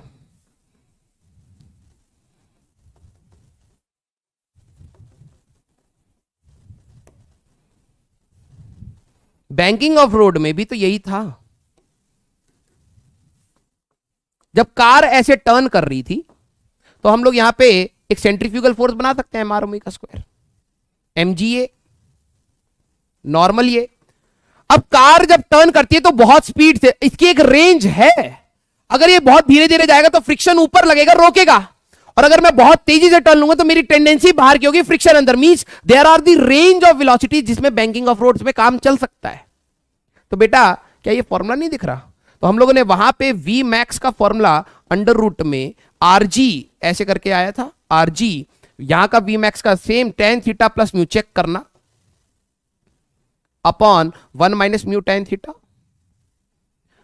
ऐसे ही अगर आप कार को धीरे धीरे टर्न करोगे तो इसकी कार की स्लाइडिंग नीचे हो सकती है, फिसल सकती है, तो फ्रिक्शन ऊपर लगेगा। तो वी मिनिमम अगर आपको निकालना है बैंकिंग ऑफ रोड में तो आरजी हमारे पास tan theta minus mu upon 1 plus mu tan theta नहीं हो जाएगा। अब ये आपके ऊपर है यार, कितना सोच पाते हो, ठीक है। अगला, what can be the omega max, इस टाइप का क्वेश्चन भी जेई में आया हुआ है, ठीक है, मेरे को मिला नहीं तो मैंने हाथ से लिख दिया, ठीक है। What can be the omega max और ओमेगा मिन with which the hemisphere can be, मतलब आपने कटोरी ली, कटोरी को घुमाने लगे तो ब्लॉक ऊपर आ जाएगा यार, ठीक है। सो that the block is at rest with the hemisphere, ये ब्लॉक ऐसे इसके साथ चक्कर काटने लगे हमारे पास, और ये रफ भी है, ठीक है। अब ये रफ भी है, एक कोई सा भी निकाल लो, तो कोई सा भी एक निकाल लो, उसका म्यू की जगह माइनस म्यू रखोगे तो ओमेगा मिन। जरा ये देखो, अगर मैं इसको बहुत तेज करूंगा तो ये ब्लॉक ऊपर भागेगा, और धीरे धीरे घुमाऊंगा तो ये ब्लॉक नीचे भागेगा। तो ओमेगा जब मिन की बात कर रहा हूं, ओमेगा जब मिन की बात है तो block has tendency to slip down, block has tendency to slip down, नीचे खिसकने की टेंडेंसी है ना। तब फ्रिक्शन कहां लगेगा, ऊपर। तो जो ये हमारे पास है, हमारे पास जरा ध्यान से देखना, ये इस रेडियस पे घूम रहा है, ठीक है, ये एंगल थीटा, तो ये जो रेडियस है इसका आर साइन थीटा हो गया, है ना। इसका जो वजन होगा नीचे, और मैं अगर इसी के फ्रेम में चला जाऊं तो सेंट्रीफ्यूगल फोर्स होगा, अभी मैं इसको स्मॉल आर के टर्म्स में ले रहा हूं, M R omega square minimum, normal reaction ये है ना, और ओमेगा मिनिमम है तो फ्रिक्शन ऊपर लगेगा, ठीक है। ओमेगा अगर मिनिमम है तो फ्रिक्शन ऊपर लगेगा। आ जाओ भाई अगले पेज पे ले लेते हैं। तो ये जो ब्लॉक था हमारे पास, इसका नॉर्मल इधर, mg sin थीटा इधर है ना, क्योंकि ये अगर एंगल थीटा है तो mg ऐसे लग रहा है, तो यही एंगल थीटा होगा, तो mg cos थीटा इधर है ना। जो हमारे पास mr ओमेगा स्क्वायर जो यहां लग रहा था, अब जरा देखना, ये थीटा है, ये 90 माइनस थीटा है, तो ये टेंजेंट के अलॉन्ग, तो ये थीटा हुआ, तो mr omega square cos theta इधर हुआ और mr omega square sin theta इधर हुआ। ओमेगा जब आप मिनिमम से घुमा रहे हो तो फ्रिक्शन ये नीचे जाने की कोशिश करेगा, तो फ्रिक्शन भी ऊपर लगेगा। क्या इक्वेशन बनाते हैं आप, n is equal to M G cos theta, कईयों को चमकने लग गया होगा, plus M R omega square sine theta, ये बनाते। और ये नीचे ना स्लिप करे तो M G sine theta must be equal to M R omega square cos theta plus friction, है ना। M G sine theta equal to M R omega square cos theta plus mu times normal reaction, आप यहां रख दीजिए, plus इसको थोड़ा सा ऐसे लिखता हूं जहां पे मेरे को स्पेस मिले, ठीक है, या तो इसको थोड़ा सा पतला करता हूं, ठीक है। ये हमारे पास आएगा M G sine theta equal to M R omega square cos theta plus mu times normal reaction M G cos theta plus M R omega square sine theta, है ना। मैं क्या करता हूं, एम आर ओमेगा स्क्वायर वाले को उधर रखता हूं, तो एम जी साइन थीटा, कई बच्चों को समझ आ गई होगी इस खूबसूरती क्या है, minus mu M G cos theta, इस वाले टर्म को इधर ले आया, divided by M R omega square, अभी मैं इधर रख देता हूं, एम आर ओमेगा स्क्वायर मैं इधर रख दूं, तो यहां पर आ जाएगा बेटा हमारे पास cos theta plus mu sine theta. ये आपने जो ओमेगा निकाला है वो मिनिमम निकाला है ना। क्या आपको ये फॉर्मूला फिर से नहीं देखा देखा सा लग रहा है, M G sine theta minus mu M G cos theta plus mu sine theta, M G sine theta minus mu M G cos theta plus mu M sine theta, वही force M R omega square है इस case में, ठीक है। आप omega निकालना चाहें M से उड़ा दोगे, तो वहां पर फॉर्मूला क्या बना था, यहां पर बना था जी बाई आर, ठीक है, हमारे पास sine theta plus mu cos minus mu cos theta upon cos theta plus mu sine theta, ये बना था। आर की जगह पर अब जरा ये देखो, हमारे पास जी बाई एल है ना, यहां पर ये एल है और यहां पर ये आर है, तो इसका रेडियस, वहां पे जो एल रेडियस था ना, एल रेडियस था, यहां पे आर की वैल्यू आर साइन थीटा रख दोगे तो आपके पास अपने आप आंसर नहीं आ जाएगा।